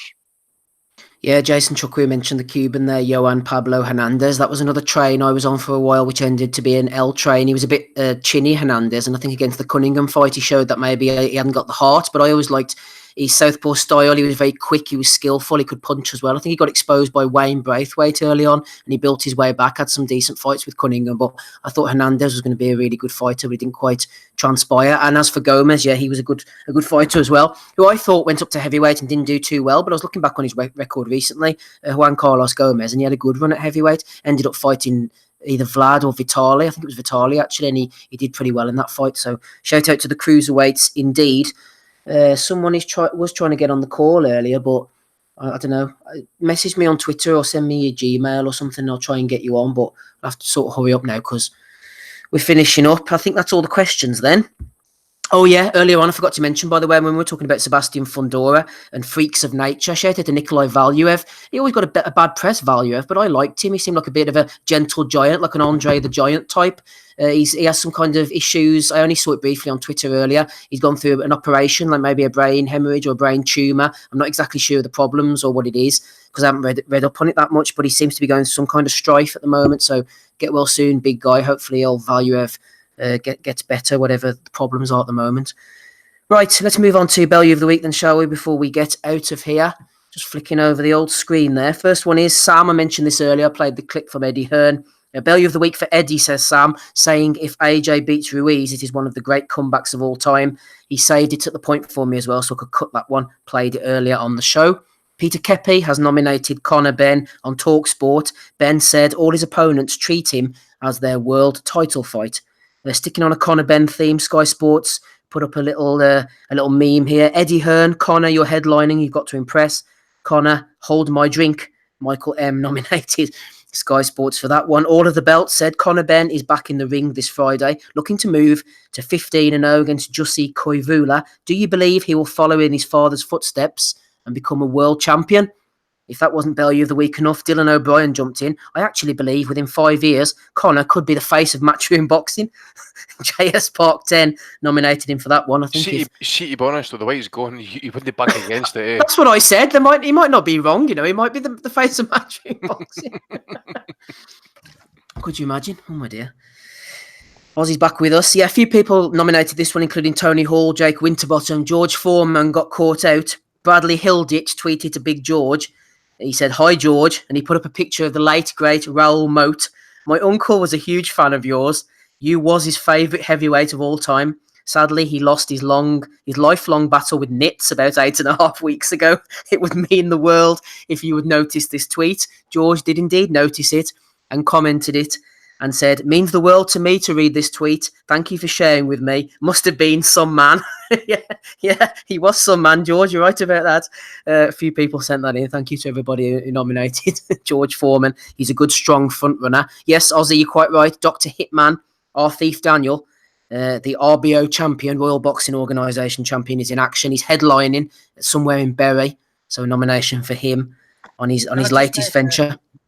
Can I just expand on that as well? Certainly. That not only it's disappointing that the belt hasn't been referenced, but the fact is it's being billed as his first 8-rounder. So if the fact that he's not the RBO champion is one thing to go there, but the fact is you can see Dr. Hitman contest his first 8-rounder in his career at the Village Hotel in Bury. So tickets are £35 general, £50 ringside. You can buy them direct off Dr. Hitman himself. You get a selfie included with every ticket. So what's not to enjoy? It's not a patch on the Budapest Fight Club, but I heard Scott Quiggs walking to the arena from his front door with his gloves on as well, by the way. Well, why not, Andrew? It's another selling point, isn't it? you got to sell all the tickets you can get, aye. You really get a selfie with him for every ticket you buy? Yeah, did you not know that? for every ticket you buy, you get a selfie with Dr. Hitman. Oh dear. Steve, I believe that as soon as I sent you that fight poster, you've put your application for a press pass ticket in already. So see, the Rhinos should do that. The White Rhinos should do that selfie for every ticket sold, man. He'd be the biggest ticket seller. All the Rhinoettes will be wanting a selfie to get a ticket, a picture with Dave Allen. That's his new marketing scheme. I hope Dave is listening to the pod. It's a new marketing scheme. For every ticket you get a selfie as well. Maybe a signed picture. Maybe a signed Carrymore trainer. Nomination for our thief Daniel, then. Always happy to nominate him. I love the fact that he's only fighting for an 8-rounder now and he is an RBO champion. I suppose it shows just how highly esteemed the RBO title is. Maybe can win one of those one day. Jake Winterbottom has nominated Box Nation. The top 5 fastest fists in boxing, Speed Kills. These are Boxing World Weekly's fastest world champions in the game, including Billy Joe Saunders at 4 and Katie Taylor at 2. So nomination, Katie Taylor and Billy Joe Saunders been named amongst the fastest world champions in the game. Jake Winterbottom on that one. Sam has nominated David. On his day, Anthony Joshua is the best boxer in the world. Just go and watch the Vlad and Parker fights back, says David. Kaposa has been nominated by Tommy Cahill. Tenshin dominates Kameda, says Kaposa, proving the Mayweather fight was a fluke and he could take over the boxing world whenever he chooses. 81 likes for Kaposa there at Grabaka_Hitman. No, Hitman Daniel. Chad Hogan, that's our friend Brian King, has nominated Scott Mulligan. Ryder stops Billy Joe Saunders, says Scott, and that's not even me being biased. Value of the Week, says Chad. Scott jumped back in. Fuck off, you fat Scottish cunt. So not messing about there, getting stuck in on Brian. Brian has had a field day this week, nominating Michael G. Take 4. Michael said, Eddie goes a step further and tries to uplift or promote the sport of boxing, even if he doesn't have a financial stake in it. Bob talks down everything he doesn't. Would like to see that stop. So even if Eddie doesn't have a financial stake in a show, he's always trying to big it up and talk it up for the sake of boxing. So Michael has been nominated from Chad for saying that. Who's left us? It's Rob. Hopefully we'll get him back soon. Michael Benson. Say what you like about Conor Benn, but he's definitely going to be entertaining. Looks incredibly vulnerable at first, then blasts out Jussi Kovola in the second round. Danny Mack says impressive power for a welterweight. Joe Lands has nominated Danny for that. Chad again, this time on Michael Naylor, who was tweeting to Dave Allen, who Rob just mentioned there, the White Rhino. Dave, says Michael Naylor, if you do become a world champion, do you think someone should make a film about you? It will be like Rocky, but real life. Who would play you? Would there even be a montage? So there you go, Dave Allen. Sorry, what fighter was that about? About Dave Allen. For fuck's sake. Dave Allen, the movie? Dave Allen, the movie, yeah. This is what I mean. Like, people wanted him to write a book and stuff like that. Now, the past couple of videos he's done, I thought he came across really well because he was straight up and honest. And then these twats that follow him are saying like, oh, who would play you in a film or write a book? Fuck off. This guy, I'm not even going to start because I'm just sound like a broken record, but Dave Allen, the fucking movie, do one, because that'll be a joke. There you go, Dave Allen, the movie, coming to cinemas near you, possibly. Michael Naylor has been nominated for that one. Brian King has gone in on IFL TV. No, in fact, Frank Buglioni, he was talking about Kovalev, he was talking about Yard, he was talking about the AJ loss, but he also said, amongst his interview, Mr. Buglioni, Dillian White is the best heavyweight in the world. Brian King took issue with that. Boxing Kingdom congratulated Artem Lobov defeating Paulie Malignaggi via unanimous decision. Jesus said, I was not impressed by either guy. I do believe it should have been a split decision for Paulie, though. Kevin Watson wasn't impressed. He said, Bellew of the Week for this comment. Although, Kevin, the Bellew of the Week could be for you. I haven't seen it, but a lot of people seem to be agreeing with Jesus that Paulie did enough to win. Porky's Corner, Bellew of the Week for Tony Bellew, who has blocked Porky. And Barry Hearn appeared on my timeline earlier. I haven't screenshotted what Barry said, but it's always nice to see a nice big shiny blue tick on the timeline from Barry, but a nomination for Tony Bellew nonetheless. And also, finally, the last one I have is from British Boxing Blog. This is a bit of an ongoing saga. Take anything Paulie has said this week for Bellew of the Week, says British Boxing Blog. But since that has happened, British Boxing Blog has also nominated somebody else. It's one of these occasions where you get tagged in on something, and I have, no joke, had tweets all night back and forward between Mr. Boxing Blog and somebody called Tommy McDonald flashing up while I've been hosting this esteemed podcast. He nominated Tommy McDonald for something to do with the Dillian White. McDonald responded and said, you're the Bellew of the Week, and they'll be going backwards and forwards with screenshots and articles and trying to prove who's right. So for filling up my timeline, gentlemen, Tommy McDonald and British Boxing Blog, both of you are being nominated. Rob, go ahead. No, fuck about it. I miss the phone started playing up just as you were talking about Dave Allen in the Rocky movie. I wonder would it be like Parky Russ if Dave Allen is going off to fight Usyk shouting, you can't win! You can't win, Dave! But in terms of Bellew of the Week, has anyone else seen this, or is this a dream I had? Because I didn't even click on the fucking link. I just saw it come up on Twitter. But the Eubanks done a deal to go on Gogglebox. Eubanks Senior and Junior. Is that right? Yeah, I think they've done a deal to go on this season at Gogglebox. So it's correct. I have an idea for a show for Channel 4. They should have... Yeah, they should. Channel 4, I have a perfect idea for you. I hope you're going to make you a fortune. Have me watching the Eubanks watching Gogglebox, and you can call it my big fat Irish redbeard rapper throws hammers at the telly on Gogglebox, something like that. I don't know. I'll let the marketing department do their work. Kelly on the telly. I am fucking what? Who's gonna watch that? Like the two of them prongers watching fucking Last of the Summer Wine or something. Who gives a fucking shit about that? Like, yeah, fucking assholes. Oh my god. Yeah, I don't really know where to go from that. So has anybody else got any other nominations then? Paulie, strong week for him. Michael Naylor as well for saying about the Dave Allen movie. Quite a few people in the chat saying it's got to be Paulie, hands down. Andy, any nominations from you for Bellew of the Week? I've no, mate. I've been kind of, on the down low the last week or so and that, but I'm going to vote for Hearn and that. I mean, the greatest comeback in history. Did this guy never watch Muhammad Ali or fucking Jesus, man? Or Tyson Fury, for example? You try to say that, Fury's return, man, for like losing all that weight. Just forget about everything at the minute. Just losing that weight and getting back in a professional prize ring again. Compared to Andy Ruiz, this week fat Mexican. That was going to be the biggest comeback since fucking Ali. Oh my god, I cannot wait for him to get knocked out again. He already has the narrative written. because he says it's not the end of the journey. Because if AJ loses, he's only had 24 fights and he's only lost to one guy. So the train will continue to roll for AJ. A journey. Hey, journey. Fox B in the chat says, Belly of the week for Crawford's wife holding 2 slices of pizza. Did you say that? She's taking the piss now, he said. She's taking the piss now. His career's at Junction, by the way. AJ at Junction. Telling you. You should team up with AB. Imagine the variations. It's absolutely inconceivable he loses that rematch. There's nothing. There's like, you talk about must win. Oh my god, man! If he was feeling the pressure beforehand going into that fight, like I said before, where he was like losing his shit about people telling him or demanding that he fight Fury and Wilder and that, and he's mouthing off, "Well, let them fight him, let them fight each other," and all that sort of stuff. I kind of thought it then that mentally he wasn't as strong as what I thought. But as you say, if he's been getting battered about the ring and stuff, and sparring and getting knocked out like that, there is, as I say, it's inconceivable that he loses that rematch. If he does, it's going to be the biggest smoke and mirrors career in a long, long time that I can recall. It will be. You never know. AJ could end up fighting Saul Farrow or maybe Dave Allen or somebody like that. Gabe, any nominations? If not, then tell us who you're going for this week. I fancy Big George, actually, for getting caught by Raul Moat.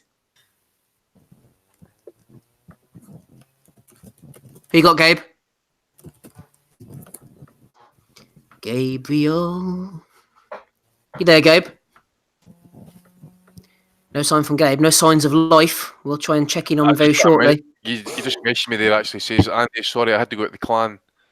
So right, okay, no problem. I get a committee meeting of the clan this Sunday. Take a quick shot. There he is.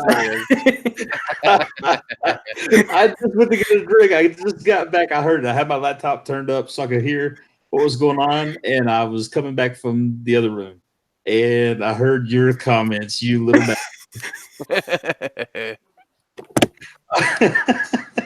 I'm sorry. I don't know. This is a good race. I feel like Paulie got jobbed last night. I feel like he fought a good fight and he won. So I'm not going to give him my vote. I'm going to go with Hearn. I'm going to go with Hearn. Oh, 2 for Eddie Hearn. This could be an unexpected victory for Eddie this weekend. Only me with George Foreman. Then no love for Paulie at Ozzy. Who are you going for? Oh, George Foreman, without a doubt. It's not his fault, but fucking hell. The way he felt Raul Moat was like a top fan is just, one to forget. You never know, George Foreman could have Gaza turning up on the doorstep soon with a fishing rod. Who knows, Rob? Who you got, Rob? Is it where's your balls, Connor? Where's your ball? I honestly thought he hit me 2 times throughout the whole fight. I know I got 3 cuts, but he only hit me twice. I think I quite like the idea of the Dave Allen Rocky movie. There's a franchise I could get on board with. Fucking instead of fucking beating the fucking meat in the butchers, he's just down the back of Babe Station, like one of them hung up on a rope, battering him, training for the fight. I don't know.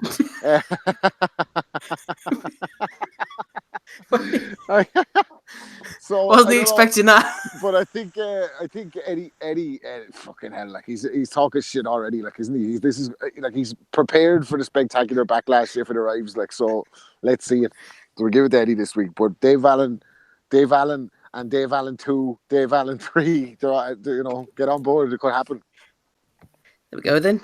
Who would have thought Eddie Hearn has won? Congratulations, Eddie. Not much is going for you at the moment, but the Boxing Asylum Nuthouse Belly of the Week award is coming to you this weekend. So congratulations to you, Eddie Hearn.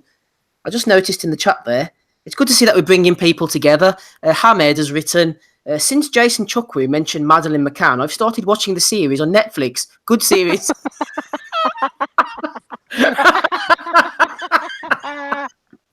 Oh my god! I think I'm let's not stop there. Are they innocent? Did they have a hand in it? Where do you sit on the fence with all this? Was the Netflix documentary very pro McCann? The narrator had written a book in their favour previously. Let's fucking open it all up for discussion. Don't stop there. See what Chukwu brings out to the pod. And just to add insult to injury, he actually misnamed him, Rob, as Justin Chukwu. So there you go. Good stuff, Ahmed. I'm glad you're getting value there from us hearing about the Madeline McCann story. Let's end it there, shall we, everybody? Thank you for coming on. Rapping Rob Kelly joined us. So did Ozzy Smith, Gabe Lewis, Andy Patterson were here. Dominic Henry as well. Good to hear from Dominic. Who knows who'll come on next week? We shall see. I've been Steve Wellings. Catch you all same time, same place. Bye.